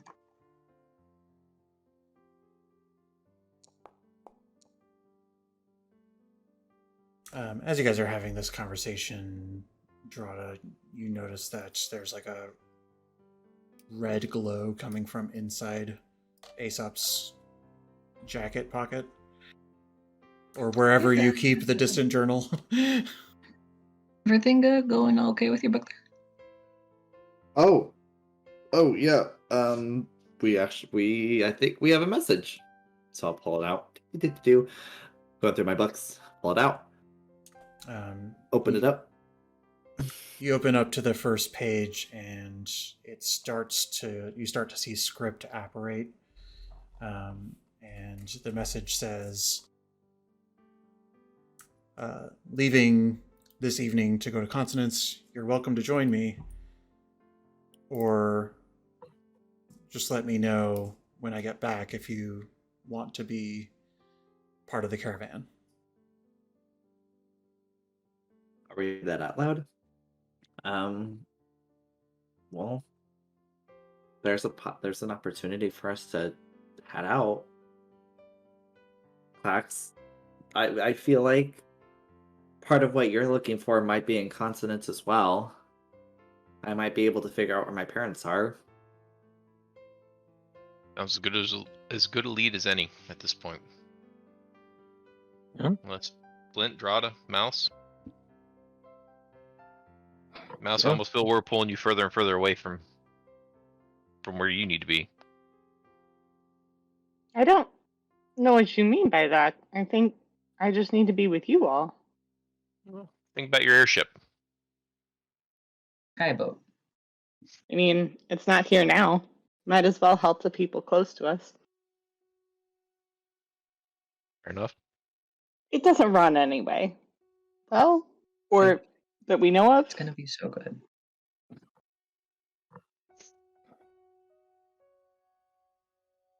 yeah, I mean, I think we're all still a little concerned that something's off with Brightbeard and some of these people, and worry a bit about Avendir. So yeah, giving him a little extra company doesn't seem a bad thing. And I don't think I've ever been to Consonance. It's beautiful. It's interesting. Those are two very different reactions. You also know that it's quite big. Yeah, Mouse, you might not care for it. And Drada, I don't think you'll like it during the day. Night, plenty of places for you to figure out. Right. All right. The message said tonight, right? Not today. Tonight, yeah. Okay.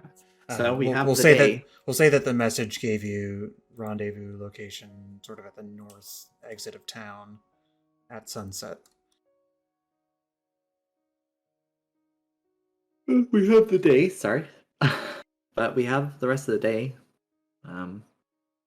I still need to go to the market for something. If anyone would like to join. He can go with you. Okay. Let's cycle through. So, am I correct in understanding everybody's spending the day in town, then meeting up with Avendir at night? Okay. Let's go through just the day's activities then. Flint, am I assuming you want to finish your work day into the breastplate? Yeah, I think so. Okay.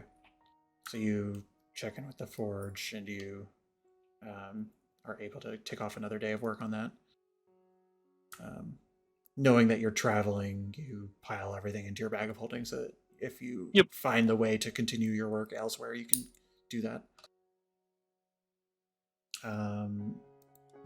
Team market. Is anybody joining Mouse and Aesopp, or just the two of you? No, Clax will go. Okay. The rest of you go to any particular place? One of the places that you're familiar with, or just sort of shopping day? So, quick question, player to DM.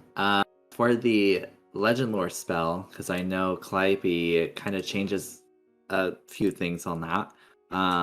Do I still need the... Oh, let me click on the spell. Do I still need the ivory strips, or just the incense? Just the incense. The pen is partially made of ivory and serves as the... it fulfills the ivory requirement. Got it. So I'll look to everyone else, and if you guys have seen incense in the market or town since we've been here, that's kind of what I'm looking for, and a lot of it. And a lot. 150 gold's worth. That's a lot. What? Keep my eyes out. Are you doing like divide and conquer, or are you guys all sort of... I just plan on staying with them, but just as we walk through stores, kind of. Yeah, I want to keep my Clax eyes doesn't know what any of this stuff is really. peeled for Okay. incense.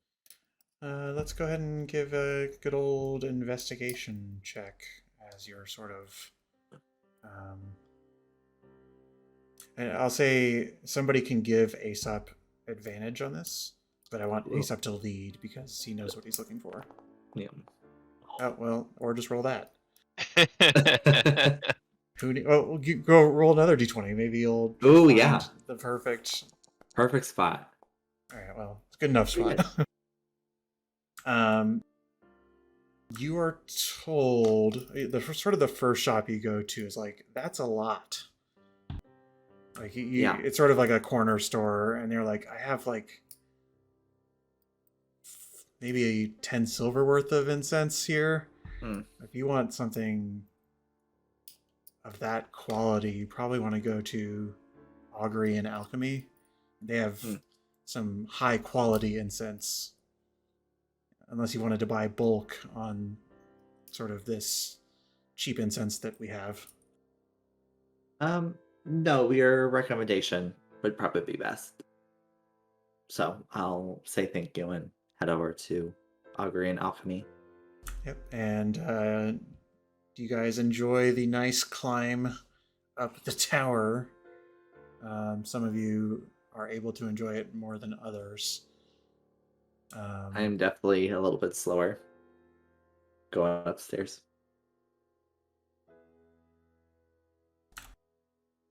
And as you climb the stairs, you reach the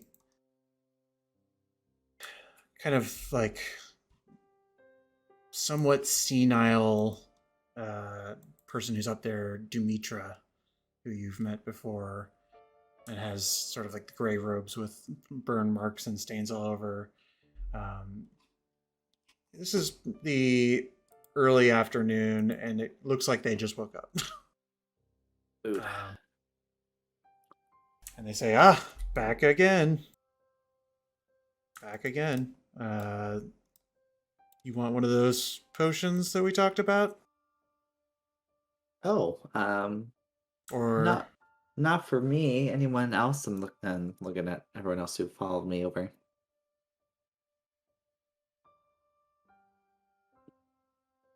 What was Zero that the potion extra dice. again? he starts digging through drawers, seemingly unsure, and says, I don't remember, but I have some healing potions. Oh, that's good to know. Some acid.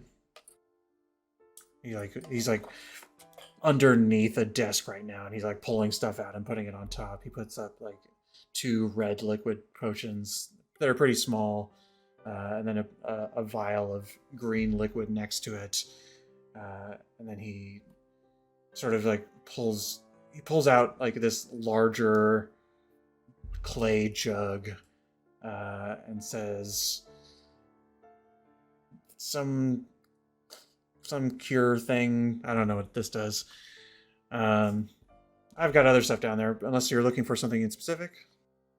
Well, I actually came here to grab some incense. Unfortunately, I do need a lot of it.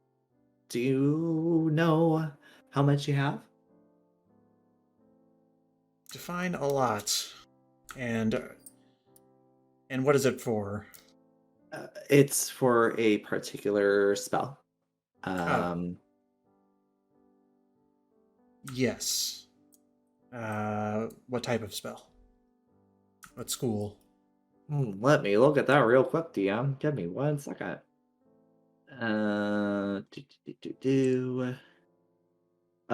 divination school? He dives back under the desk, and after like 5 minutes of like tumbling through various drawers, there's things being thrown behind him that you're glad are not volatile, as he is sort of just chucking them behind him, before he pulls out a box, a kind of like a pencil box of sorts, and comes back up to the top and says, yep. And he pulls out a stick of incense that seems to be coated in a diamond dust.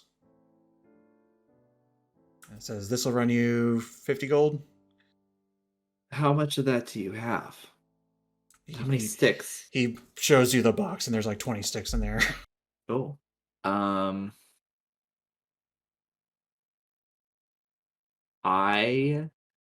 This is gonna be a lot. I'll take 6. His eyes widen a bit and says, big spender. It's important. Good, 6. He grabs a handful of them, which ends up being 6, shoves the box back under the desk, and puts it on the table.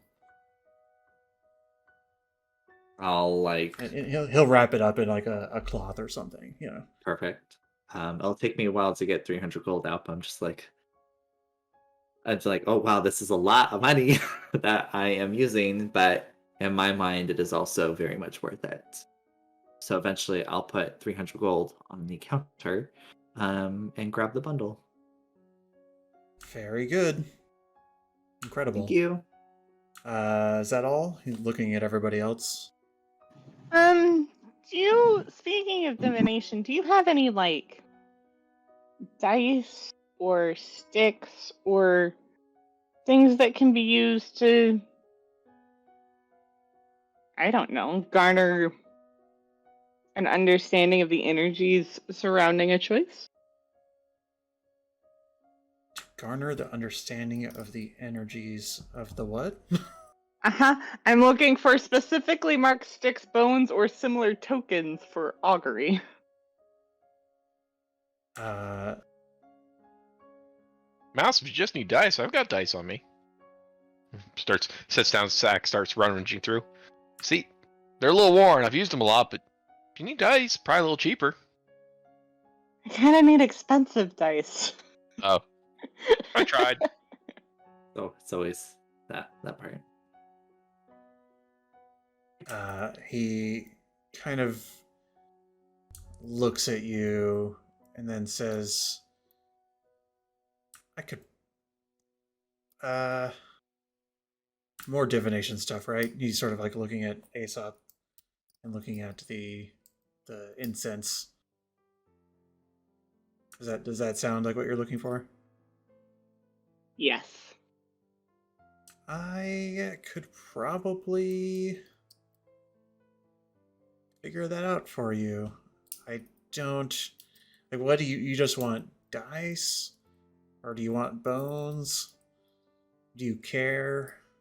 So I met this really cool grandmother woman who could tell fortunes based on dice, and so I think that would work for me, but I don't know that that's the best approach. I am kind of new to this attempt, but I would like to learn, and so dice makes sense to me, but so does anything else that would work.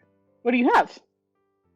I don't have anything immediately prepared, but if you would like me to make something, I'm sure we could make a deal. That's okay. I'll keep looking. It's not urgent. Yeah, okay. How much for the acid? He looks at you, sort of appraising your purpose. No, Says, for fun. For fun? Roll persuasion. And by fun, I mean self-defense, yeah. I think you cut out the... Something Charlie's really great at, yeah. Yeah. Okay. Nice. It's the first non-nat 1 persuasion roll. Hey, there you How go. exciting. He looks at you and says, for fun or for self-defense? For self-defense. Full price then. 25 gold. If I said it was for self-defense, that could also be fun.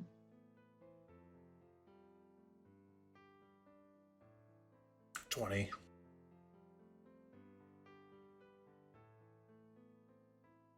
Take it. Okay. And then the healing potions. For self-defense or for fun? That's self recovery. Fair enough. Just 50 gold each. Can I tell what type of potion they are? Or They look like the common ones, and that's Okay. general price. Yeah. And you said there's 2 of them, I think. Yeah, there's 2. Yeah, I'll grab both of them. Okay. I will add the acid and 2 healing potions to the inventory, and then I don't have an item for diamond incense, but I assume Art will write that down. I'm sorry, I will. Did you you put the incense in your inventory? Yeah. Okay, cool. Decremented 100 gold coin. Cool. Well, if you change your mind, looks at Mouse, I will make something amazing for you, but otherwise, best of luck. Do come again. And Thank you. Yep. He sort of like shuffles you out the door like it's too early in the morning and he probably wants to go back to sleep. And you descend the stairs. But because you rolled a high investigation check, you didn't actually burn much of the day doing this. So if there's anything else you'd like to do before meeting up with Aventir, you do have a little bit more time.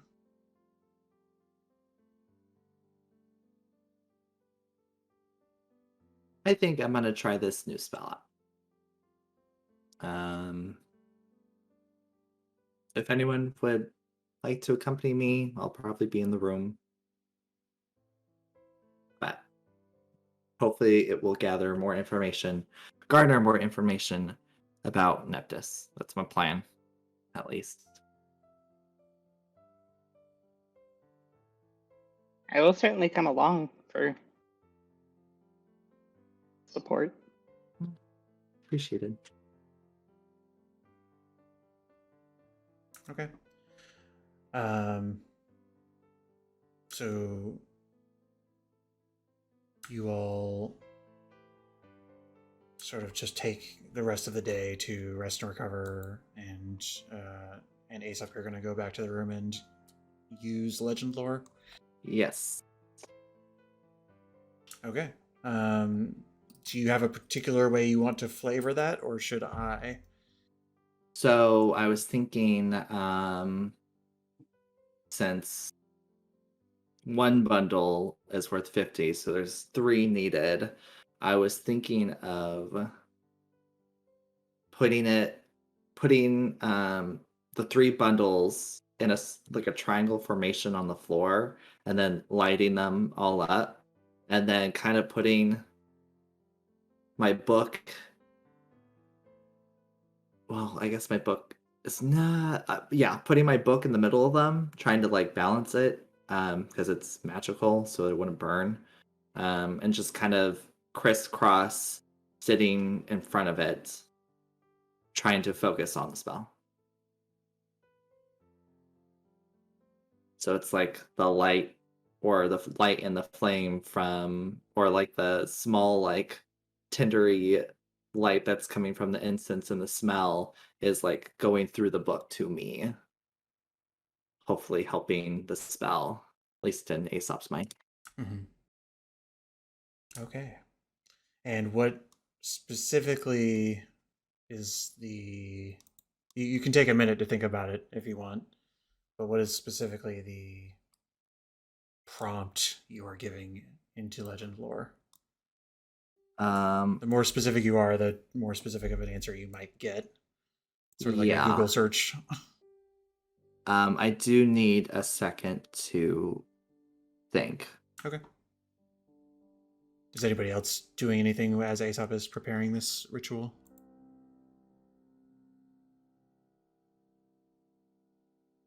Looking on curiously.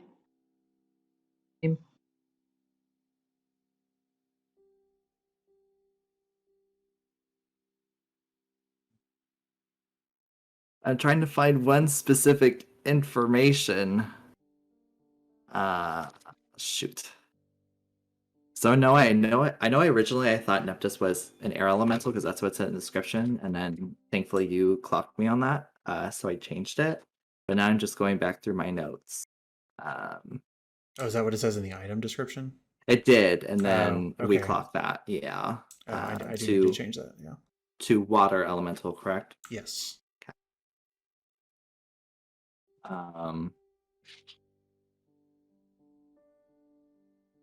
Trying to find this one thing, but I have so many notes. So bad. Trying to go Good problem to have. Yeah, it's true. That is very true.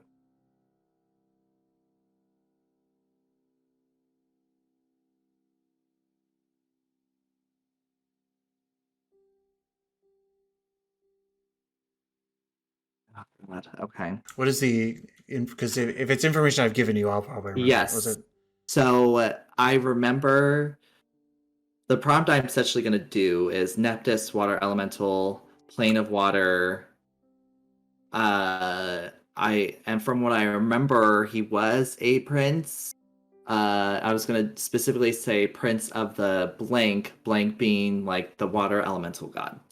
But I was looking for that name and I could not find it. That is Vapos. Okay. So Neptus, water elemental, plane of water, prince of Vapos. Okay. As the incense is burning and the sort of diamond dust lingers into the air, it starts to sort of surround Aesopp's head, and your eyes glow for a moment as you open them, and you're inspired to write this down. And you pull out a book and begin writing. And we're gonna take a little break while I prepare that. Ooh. Break number 2, because I need 5 minutes to write. So. All good. So.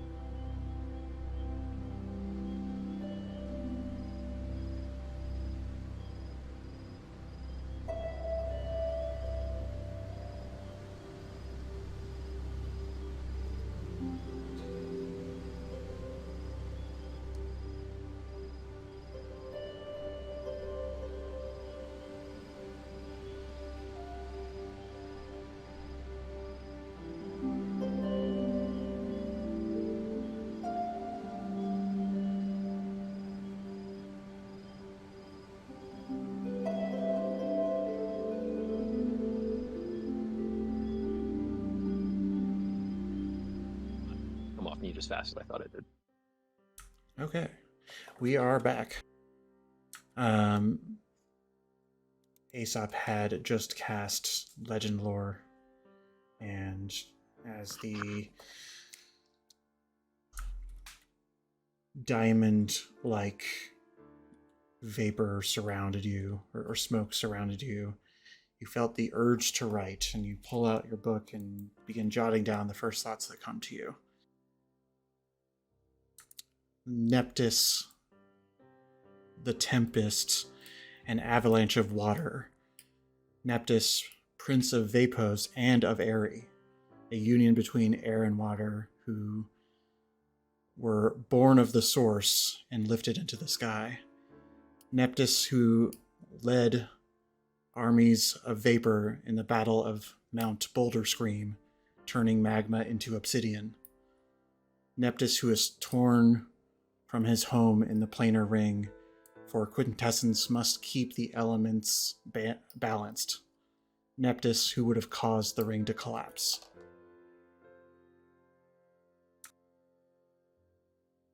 And it sort of, as you receive this divine riddle of, frankly, some of which probably seems like a lot of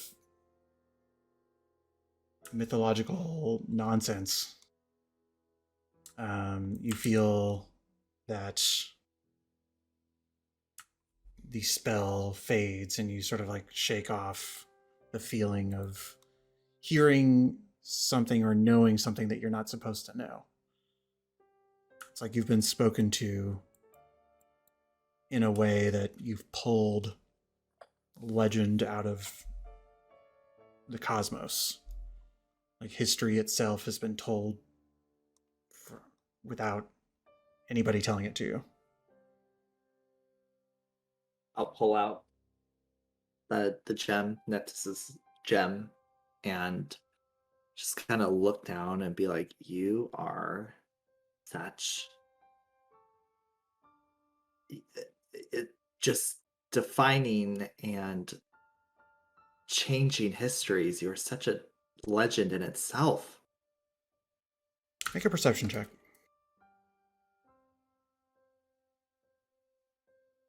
Kind of like awestruck at the moment.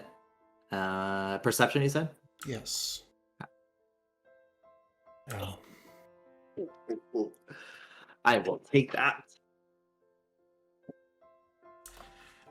Make a wisdom saving throw with disadvantage. Ooh, maybe that wasn't a good thing. Disadvantage. Wow. One more good one. No. My luck had to run out sooner or later. You do finish having this like small monologue with Neptus before you notice something. I'm going to describe this sort of like in a flashback sequence, but you're back at the cave, the underground structure. Sure. When you were fighting Lutum, and Lutum is rearing up above you, ready to unleash the blast that knocks you out. And in that moment, you couldn't really, you just sort of got knocked out. But as you're reliving it, you feel a cold sensation run through you. And your heart sort of is kept beating through this coldness. Another flash of memory goes towards the speech that Adriath was giving after he pulled the stone out of Lutum's body. And as he's speaking in Primordial, in the rocky avalanche, he says the words, "The curse is broken." And he says, and you kind of just hear that ringing through your head in this flashback sequence. "The curse is broken, the curse is broken." you're looking very closely at Neptus the gem, previously a perfect blue sapphire, and now there's a streak of black running through it. And you know deep down that if Lutum had hit you with the necrotic blast and knocked you out, and if Neptus wasn't there, you would have been more than unconscious. Yeah.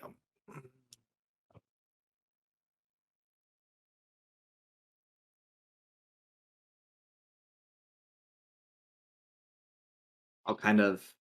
Is it like a crack, like a black crack amongst the blue, like super noticeable? Is it just something that's a little subtle, faded? It looks relatively small. Because you rolled a natural 20, it's very apparent to you because you've looked at Neptus quite a bit and you sort of have studied the surface of it, and so you were able to pull out a difference. If you pointed it out, others could notice, but it's sort of like it could be thought of as an imperfection in a gem. But you knew that the gem was seemingly perfect for all intents and purposes, and this energy, as you sort of look at it, has like a smokiness to it, and you can tell that some energy has been captured within, and you just hear that voice of Adria's in the back of your head. The curse is broken, and it occurs to you it may not be. Was transferred.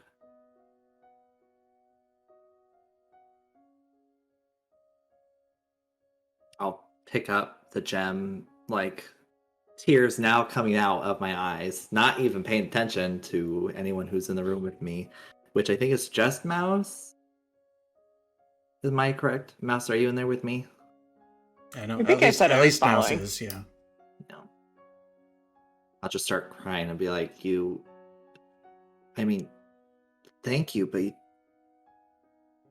I guess I can't even say that either. Oh my god. There's... Okay. Well,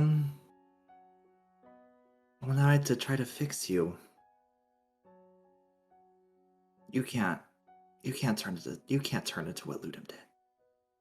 I will never allow that to happen. And I'll put that away.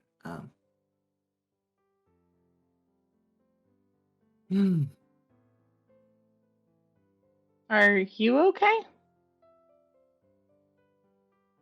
No, I don't think I am. What do we need to do? I think Neptus saved me.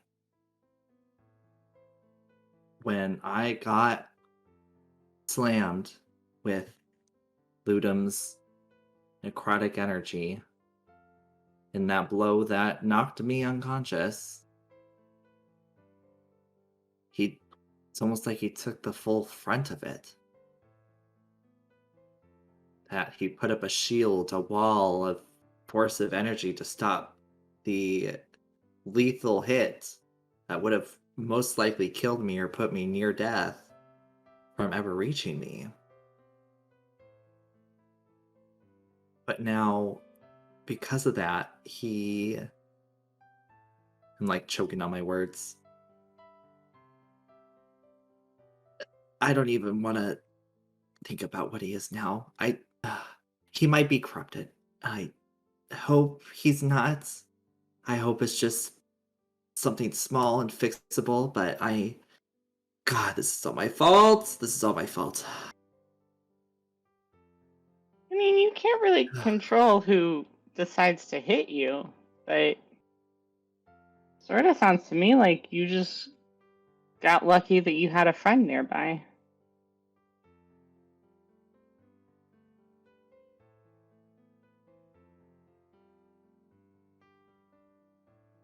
I put a hand on the gem in like my bag.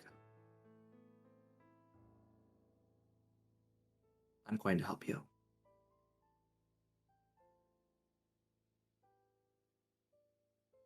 Yeah, yeah, I'm glad that he was there too.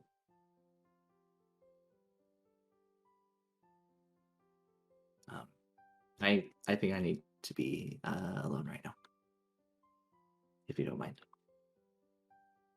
Of course. I'll give you space. And I'll head back to everybody else. I imagine that there's probably just a little bit of downtime before everybody needs to rendezvous in order to go walk and meet with Avendir. Aesopp has at least an hour before that time comes, but the rest of you do as well. Just sort of eating a late lunch or early dinner out, either at the canopy or in the park or something. And Mouse, you're able to link up. I would say at this point, Flint, you've done your work for the day, and you're sort of seeking out the party and finding them so that you can walk with them to meet Avendir. On my way back, I would stop at Bread and just load the bag of holding with a bunch of road snacks. I mean, when you say load, do you mean the bag of holding could hold a lot? I want to be clear. Define a load. I am not getting 500 pounds of baked goods. Yeah, they don't have that much. Yeah. I will try to grab anything that I think would feed us for at least a couple of days. That go stale too quickly. Yeah, things that don't look like they're going to go, bad or get stale or whatever. But even still, I know after like 3 days, nothing's going to be great. So I'd say 5 gold in your set for as much bread as people can eat without throwing up. An important question, and by important I mean very not important. Can pastry go stale in a bag of holding? Like, is there oxygen? And if not, theoretically it's in a vacuum, and then it'd be fine? As I enter into my Google, is there oxygen in bag of holding? There's 10 minutes worth of oxygen. Yes, so theoretically, yes. Great. So, but it would be like it would be like being in a Ziploc bag, I guess. So it would be less stale than being out. Or I don't know how that works. We'll say 3 days. Pantry of holding, incredible. Yeah.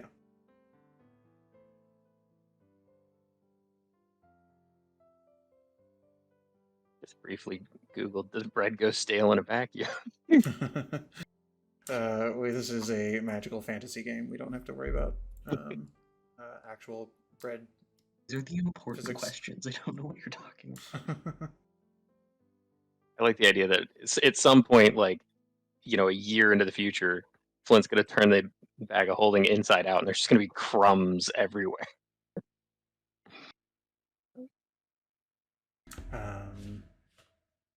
Eventually, Aesopp, you would probably link up with the rest, and you would make your way towards the stables in the the northeast end of town. Avendir meets you all. He has, well, I don't think anybody ever replied to him, but it seems that he was comfortable and happy to leave alone, should he need to go alone. But as you all arrive, he has a simple cart that is sort of not hitched to anything at the moment. It seems to have like a sail or a kite strapped to the front of it. Not a kite, more of a sail. And as he sort of sees you all approaching, he says, "Coming with, or seeing me off?" would like to If you come don't, with. yeah, if you don't mind. Sure, I'm happy to have the company, and I know some of you have been to the city, but I could recommend a few places to go during our short stay there if you'd like. Just so you know, it's my intention to be there for really like 2 days, and then I have to come back here and make sure that Gris has everything packed and ready. So you can come with me and come back, or come with me and stay there. It's sort of, I don't know if you've sort of given any thought into sort of your next destination. We can talk about it on the road as well, if you guys, if you're ready to go.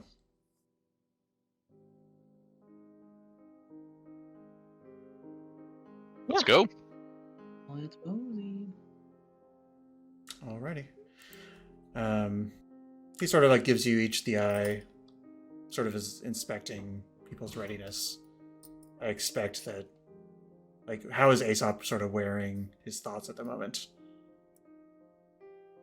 You're muted.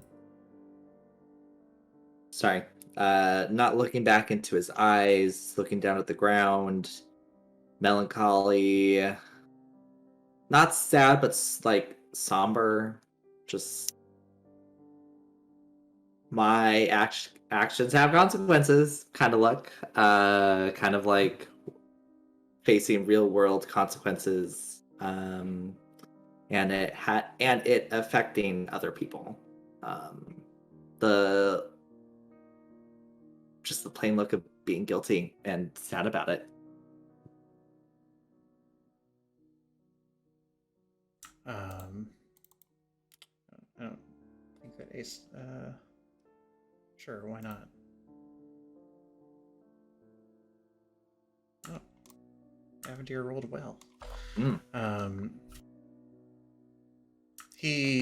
I mean, you're not looking at him in the eyes, you said, Nope. but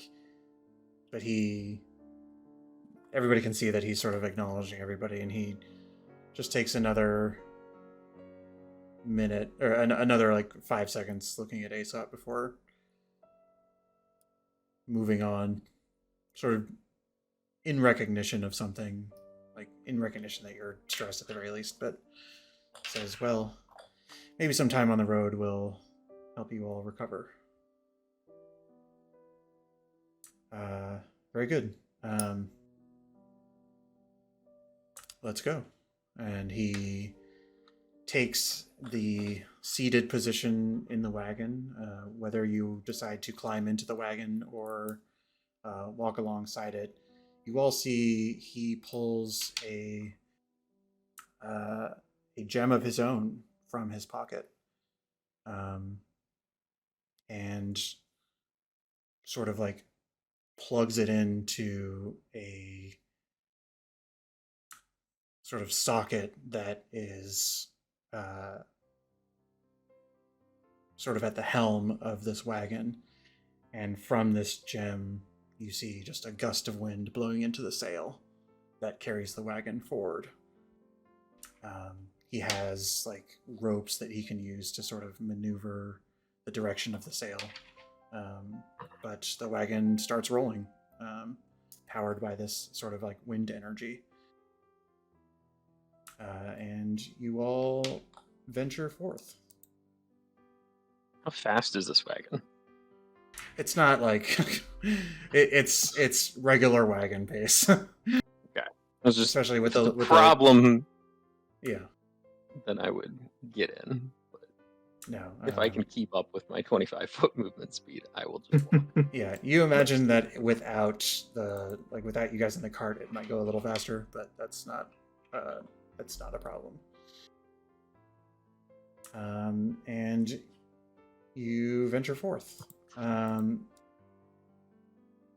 Would somebody do me the joy of rolling a d20? We'll start from Clax. When I say somebody, I'm just going to call people out. That works. Ooh, that was one for a minute. An event. This is sort of like a half day of travel because you met on the outskirts of town in the evening. He only seems to go on a few hours. It's almost, your read of that decision is that either Avendir's being very precise about his timing or he just needed to get out. And so with this sort of shorter bout of travel, it is extremely uneventful, which doesn't really happen with this group. How do you... No. You've never Wild. rolled a non-random encounter. Incredible. But that does sort of lead to the nighttime. In general, Avendir is happy to take watch, to round out the watch order, because there's sort of three groups of two. So I'm going to drag Avendir to the party over here. But we will just be doing some watches so that people can talk amongst each other. So does anybody have any particular watch they want to take? Take the first. No for me. I can join Clax. Oh, hi, Cat. Okay.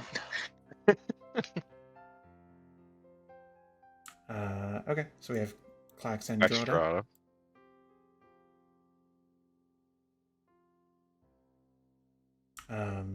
I don't- Second watch. I was about to say, I don't think Aesopp wants to take watch this night. I think I'll speak up and just say, hey, I'm just going through a lot. Is it okay if I can just rest this night? I can go solo if you want. That's okay. Thanks.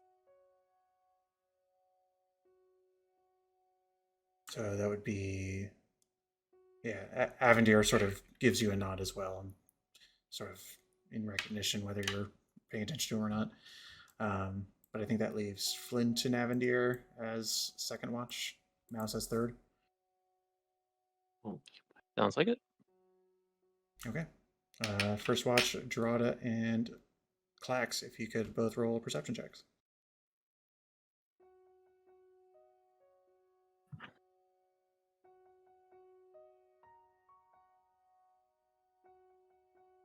One of you was better than the other, but please feel free to discuss. So, Drado, what are you going to do when we get to consonants?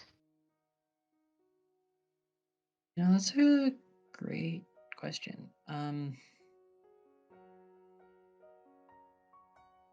to be like fuck around and find out, but fuck around and find out, I guess. I know you have some more history in their old city. How are you feeling about going back?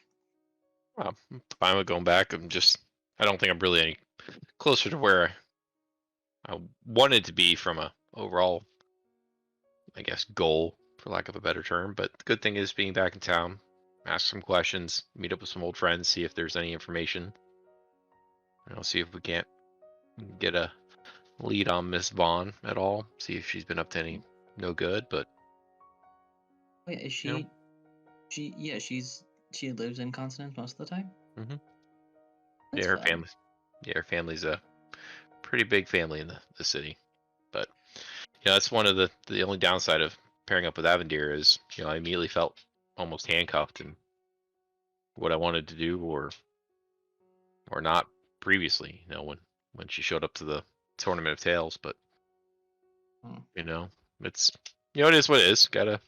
I'm slowly learning restraint. I haven't been very good at that in my life, but I'm getting a little bit better. So I mean, you maybe read less as restraint and more as she did white-faced in action, but you didn't attack her when you first saw her, and that's a win. I really wanted to. That's really fair. Are there any folks you're like really excited to see? I don't know about excited. I have a old magistrate friend. I wouldn't mind poking in and seeing how he's doing, but Ooh, a magistrate. How fancy. Look at you. Well, I mean, when you arrest criminals and people who screw up all day long, tend to make friends with some of the magistrate and the people. We'll do it. Do it. Anyone else we should have our eye out for in the realm of a Selny Vaughn kind of character? No, just I think me and you have kind of established from each other's reaction, just don't trust the nobles. I mean, you seem to have a whole. Yeah, I mean, fair and valid. Yep. Valid. So.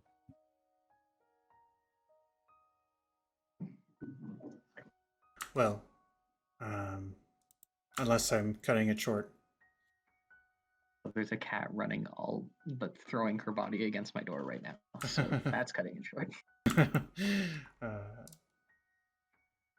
Very well. The night appears to be uneventful.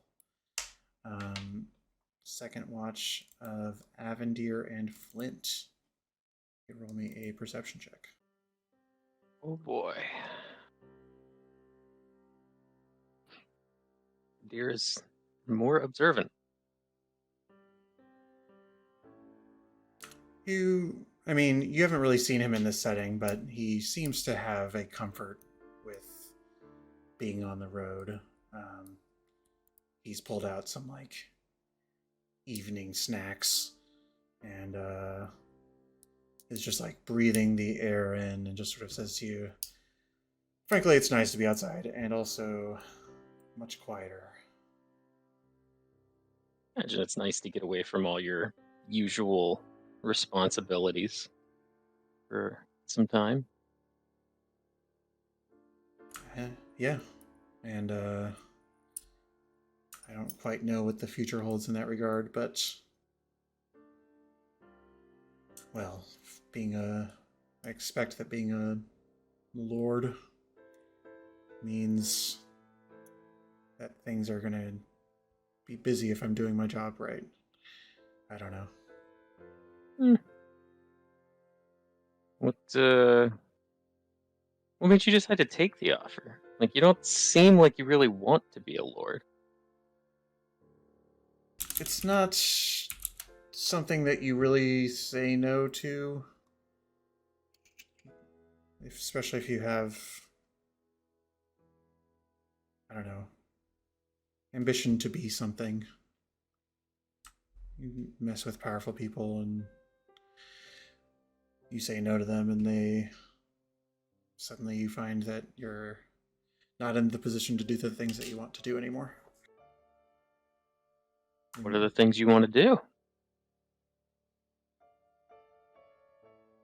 Well, I have some philanthropic endeavors that I fund through my current business. Normally, I haven't really had too much of a chance to develop it, but maybe I'll have more time in, I think it's the winter that I am going to become a lord.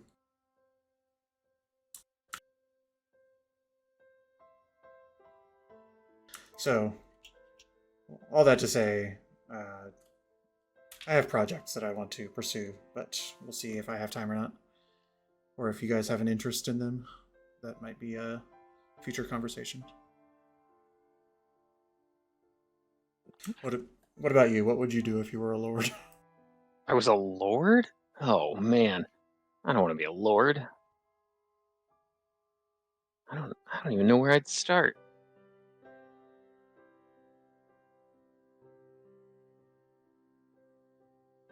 I don't know.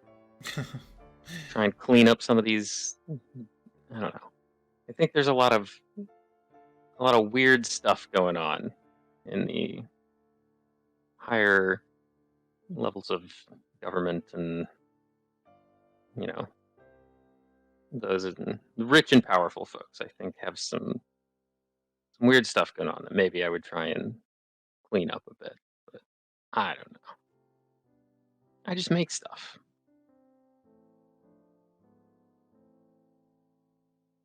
Well, should the burden ever fall on you, I hope that you find it fulfilling.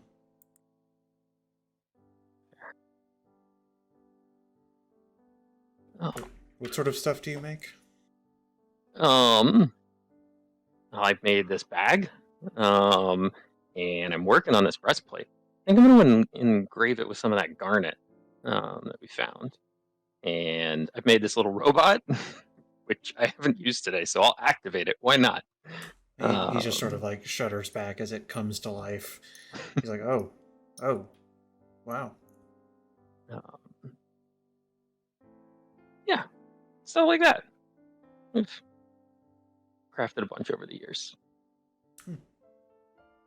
I've enhanced Klax and Andrada's weapons. That seems useful given your line of work.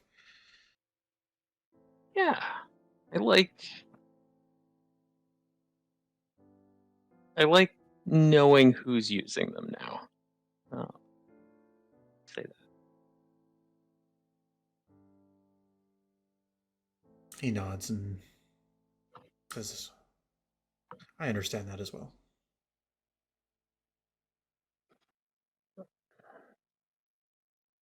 He doesn't have anything more to push unless you have any questions for him. I don't think so. I hadn't really prepped the idea that I was going to talk to Avendir. Okay. Well, the night appears to be uneventful. And Mouse is woken up for third watch. If you could roll a perception check for me.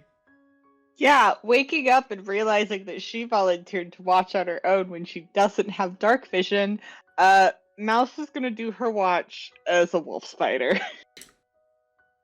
I think, yeah, I think we've established, I forget if we've established or not, that there would at least be a campfire. Like, something to keep warm. But you may take a watch in whatever shape you'd like. I mean, I think it's cool to take a watch as a wolf spider, Sure. so I'm gonna be a giant wolf spider. That's not a creepy, creepy image. Oh, all these natural ones. Oh, did you change your dice? Nice. I did. Nice.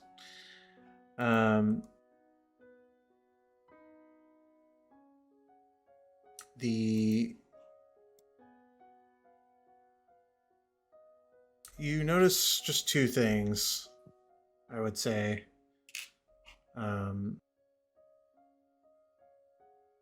You notice that Aesopp is not doing too well. There's probably just a few, he rolls over a couple times and is not fully asleep.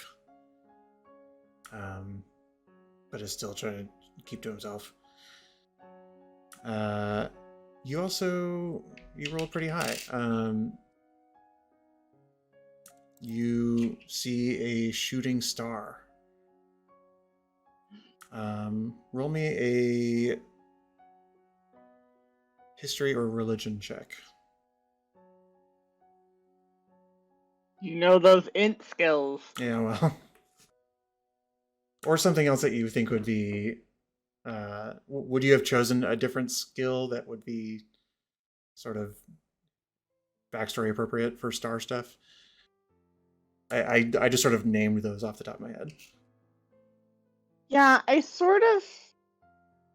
just always thought of star stuff as more wisdom-y, That's but true. I don't know that aligns with any of the... So that would be your your navigator's tools. It's where you keep all your star notes, right? Yeah. Okay. So let's amend that roll with whatever a wisdom navigator's check would have been. So if that's the same as a saving throw, it'd be a 20 instead of a 12. Okay. We'll take that. that wisdom intelligence spread is that gap wide. is pretty big. Yeah. We'll try to make a note if you're thinking star stuff that it's probably navigator's tools, unless it's like very specific religious significance or something.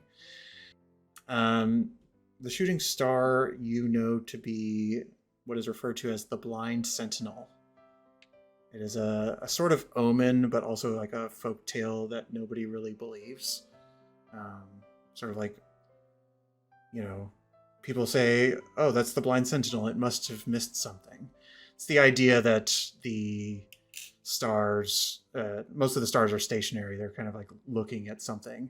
They're watching you and sort of keeping history in check. But the blind sentinel is just sort of like running around in a circle. Like it's just sort of like a folktale that says like at worst it's interpreted as like a bad omen, but nobody really takes that seriously. Is that like, oh, the blind sentinel must have missed something, therefore something must have been important that nobody knows about, or you know, there's a lot of different interpretations of it, but most people just find the joy of the shooting star. Mouse takes both and wonders if, I'm assuming she would have heard the whole story of the blind sentinel from Olive, and wonders if Olive saw it as well. You've probably heard about it from her, yes. Sounds in her vein.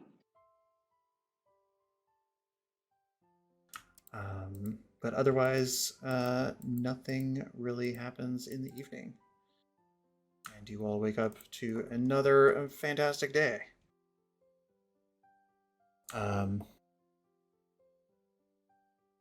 Everybody but Aesopp, just give me an insight check.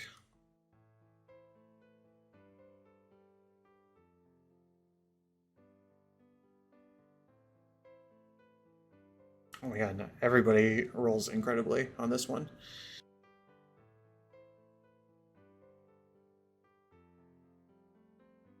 Okay, wow. You all rolled really well. You've been around Aesopp long enough to know that he did not sleep.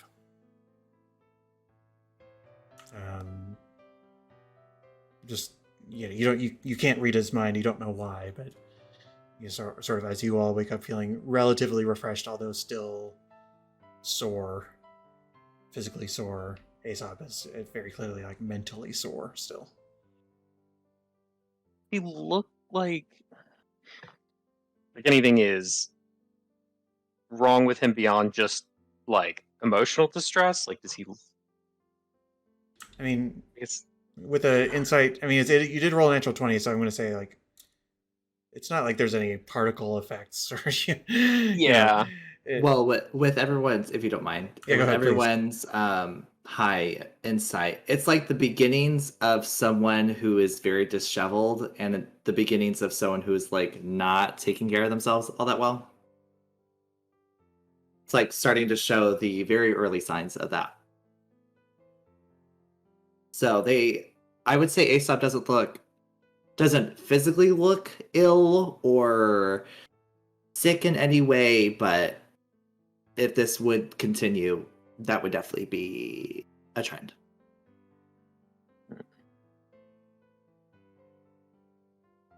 I just walk on over to Aesopp. How you feeling this morning? You look a little tired. I am. Everything all right? Honestly, no. But Hit me with it. I need to figure it out first within myself. I'm not ready to talk about it. Okay. Not gonna push you, but I might not be the best listener in the world. I don't know half the stuff you guys talk about, but if you need me, I'm here.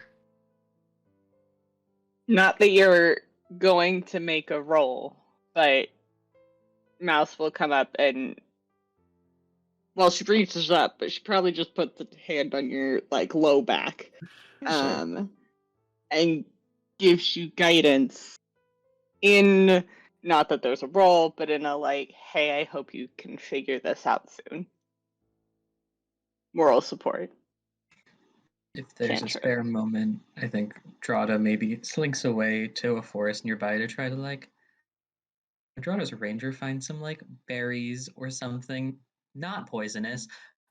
Just like a cute little gesture to like try to show that Drada cares. What is with your Sorry, oh my accidental God. kick.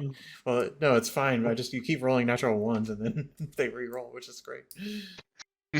You know what? Survival check that technically Dorado was looking for the berries, but Mouse is like, Sorry.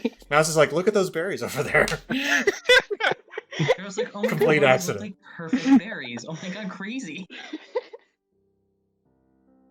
And Thank you, guys. Dorado goes to gather them and distributes them. We'll hand out bread that I didn't tell anybody I brought. Flint, you are my man. You are my man. We need to do some more practice with your little gun thingy too. But man, this is awesome. Did you get any one of those ones with the meat in? Oh yeah. All right. We probably should eat those today though. All Oh, right. What do you mean? I'm good with my little blasting rod. No, That's no. great. I need the practice for the range stuff.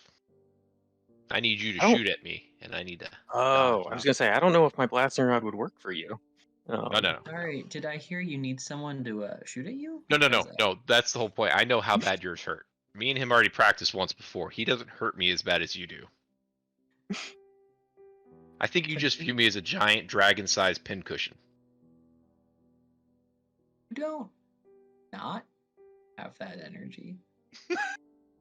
Just laugh and shove a pastry in my mouth.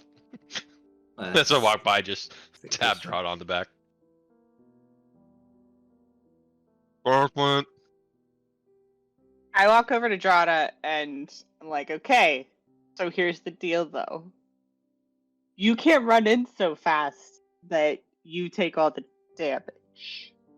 Like, you gotta let Clax pull any baddies away from us so you don't die. Okay? You know what? Here's the thing, because you're right. And you know what's the funny thing? Is that I really had a healing potion in my bag the whole time that I just forgot was there. Well, you all So ran maybe, away you from know- me, and I'm not very fast going upstairs, so... I will do my best to communicate and or put myself in situations where it is even harder for me to be hit in future. So hey, gift of alacrity to Aesopp. He needs some waking up. No, it's we're fine. I'll be in the back of the wagon sitting. I pat Drod on the back and give him gift of alacrity and say, I don't know that we want Aesopp going first today, so we'll keep an eye out for him. No, that's fair. I was more just thinking, like, not passing out mid-journey. But, yeah, no, that's fair, that's fair. My guilt will keep me awake. Emotional trauma. Oh yeah, D&D. Not something I can help with. I appreciate it. You continue.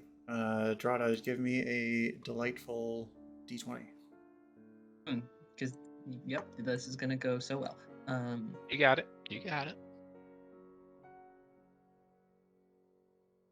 Remember that thing I said about rolling low?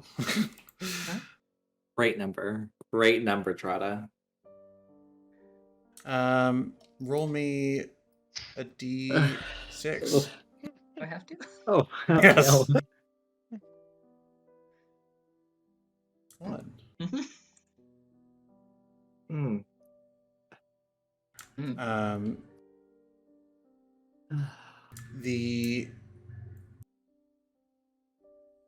There's a strange weather phenomenon that, you start to, you don't see any clouds in the sky. And it's the road in front of you. Go ahead and roll me, whoever thinks that they would be in the front of the wagon with Avendir. Sort of In the wagon or walking in the front? Yeah, whoever's walking alongside or in the front of the wagon. Go ahead and roll me a survival check. It might be Mouse. That's fair. Just It team can, navigator. it can be more than one of you as well. I was thinking it'd be walking, so I can survival. Okay. Oops. Hold on. Nope. Let me clear that. Survival, you said. Mhm. Oh, actually, I'm not too bad at it. Hey, there you go. Klax and Drada. I'm going to say Mouse too, just because Mouse is barefoot. I'm reducing the DC for Mouse because I think it makes sense, being as such as barefoot. The road starts to turn from being kind of this like flattened, well-traveled dirt road, and it starts to be wet. And your sort of instincts are that it must have rained last night here, or something along those lines. But you start to notice that as it's like puddles are forming as you get deeper into the road, and you stop to sort of observe what's happening because it's odd. And you see the puddles, like puddles of water, sort of, it's like water's almost being pulled from the ground and forming a layer of water. Do you do anything? Can I use one of the only useful bits of Druidcraft to predict what the weather will be like at our location for the next 24 hours? I forgot that Druidcraft did that. You may. Could you cast it so that I can read it really quick? Yes. I assume that's the only thing it says, but... It's the first bullet.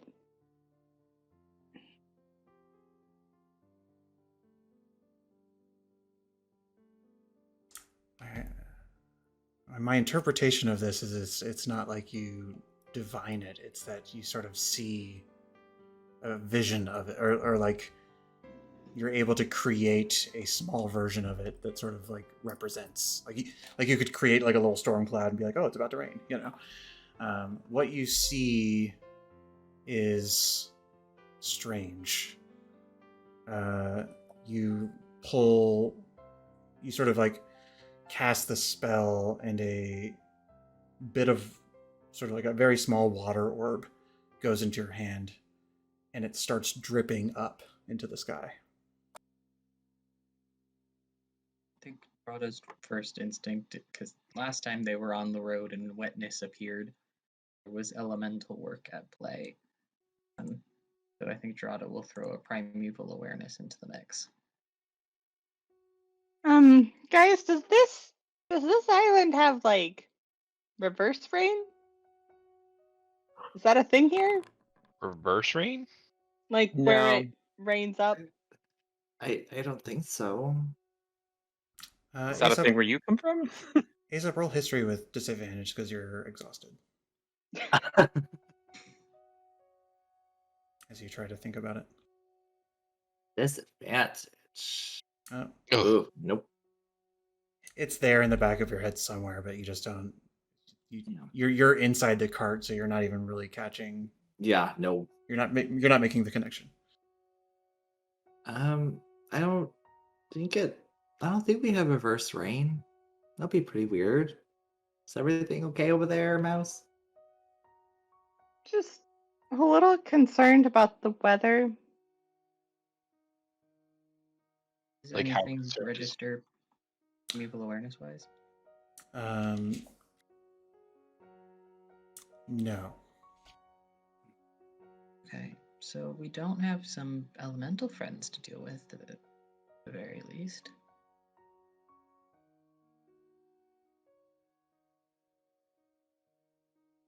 How uneasy are you feeling, Mouse? I don't know that I've ever used this ability to see something that I can't quite explain. As she's sort of talking, you start to see like the effect being recreated in the puddles beneath you. as little droplets of water start to rain upwards, being pulled from the like tiny puddles on the ground, and it just sort of starts to like instead of getting hit from rain from above, it's like there's rain hitting your chin and hitting your legs, and then like drifting upwards. Gravity, for all intents and purposes, seems normal. You yourself are not flying. It seems to be the rain. This rain effect. Let's see if we can't move through this a little quicker. And I'll even go behind the wagon. No horse I have to worry about. Start trying to push. See if that helps speed up the wagon a little bit. I'll get off and help as much as I can. Yeah, there are no horses. It's the correct. That's what I was saying. Since there are no horses, don't have to worry about that. It's just the wind gem. Yeah, and Avendir's just like, all right. He seems to have no recognition about this either. And you guys steer forward. You said you went out, Aesopp, as well? Oh, I just got off the cart, so it's not harder to push. Okay, but you now see what they were talking about, and that strikes you as odd. You think if you think about it later, you might be able to piece it together, but you just don't have the energy. No. But you guys, go ahead and roll me a group concentration check. Or sorry, a constitution saving throw. This is sort of like as the storm, quote unquote, is picking up. It's your ability to weather the storm without ill effects. Yeah, that's good. I guess I was the low man with a 10, so. Yeah, but in general, it's not super high. Let me actually roll for... That's what, about a 14? Yeah. Let me roll for Avendir, because he may be an NPC, but he is part of it. Damn it. He doesn't have his... Oh, he does. Seems like a pretty important NPC. And he rolls like garbage. It brings us down to a 12. 11.5 rounding up. Yeah, he is sort of thrown off by this and sort of doesn't know how to navigate the wagon in this way. And overall, as the group is trying to correct the wagon and keep it from sort of like what direction are people going? Are people still pushing on the road? Yeah. Okay. The storm is picking up quite fast, and it's sort of like, where is shelter if the rain is coming from the ground? And as you're all trying to steer the wagon forward, and all of the weight is taken off of the wagon, the water starts to push the wagon up into the air. Back on the wagon. Yeah, literally immediately grab the wagon and start trying to, like, instead of even pushing, just starting to pull, like, kind of go dead weight, see if I can't pull it down a little bit. Okay, you can roll an athletics check if you would like. Ooh, that's 2 3s in a row. Is anybody else doing anything? Klax is I like try to jump on the wagon. I that was my first instinct too, is jumping on. Mouse, do you have that thing that makes Clax really big again? You're muted. I have a lot of things that could be useful. I could make Clax really big. I could try and entangle the wagon. You start to see Klax floating. I'll make Clax really big. Go ahead and roll athletics one more time, as if this was with advantage. I'll just hit the It does make him weigh, I think it's like 8 times more. Okay. Yeah. Klax regains control over this and is able to not just hold on to it, but pull it. Oh, as I drop stuff, pull it back down to the ground. And Avendir, as Aesopp and Drada are jumping in, Avendir says, "Everybody inside." Oh, I'm gonna stay outside. I think I crushed the cart at this point. Can you like carry the cart a little bit? Like grab it now, in the crook of your arm. now I picture like an adult pushing one of those little power wheels the kids in. I guess just my mental image right now is just trying to push the little power wheel from behind because the battery died in it. Cute. In the moment, you can only stay big for a minute, but Okay. as that spell wears off, the weight of the party being in the cart does manage to keep it grounded. But you feel like you'll probably lose the rest of Jay's travel, waiting this storm out. Do we find shelter? Yell the rain. Can we find shelter then? I think we're in it. Then I'll hop in the cart after I get small. Is there a bunch of stuff in the bag of holding you can dump out?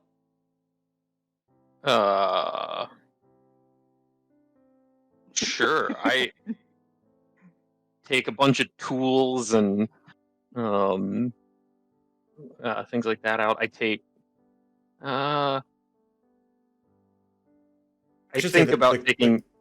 The cart is stationary now. You don't have to weigh it down unless you're trying to leave the cart. Fair. I will. I think about taking the cask out, but then decide not to. That is a valuable paperweight. Yeah. The storm continues for a number of hours. Does eventually fade after about 5 or so hours, and you sort of exit the cart to inspect the damage. And Mouse is the first to sense it as your foot touches the ground. The ground is bone dry. Like all the water has been sucked back up into the sky, and you look up for the first time from the perspective that you were able to get out of the cart and looking where the wind is blowing, and you see there's now a big storm cloud going south.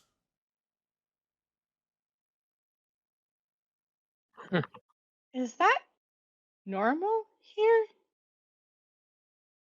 I don't think so.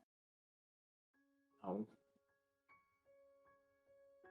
Very not normal, says Avenger.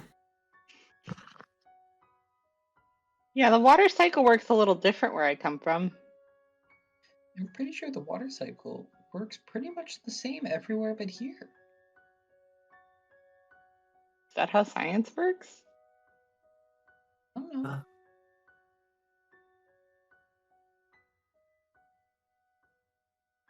And as you all bed down for, right, I'm kind of expecting it's almost 10 o'clock. That's why I'm wrapping it up. But you all travel for a few more hours, find a location to safely crash for the night, and we will pick it up from there with the long rest, because I don't want to have abbreviated long rests.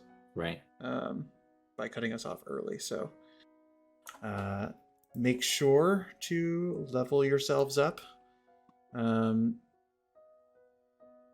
And we will resume as the journey to consonance continues. Maybe you'll roll no random events. Or maybe you'll roll weird random events that are crazy. I have Negative every brain. single time.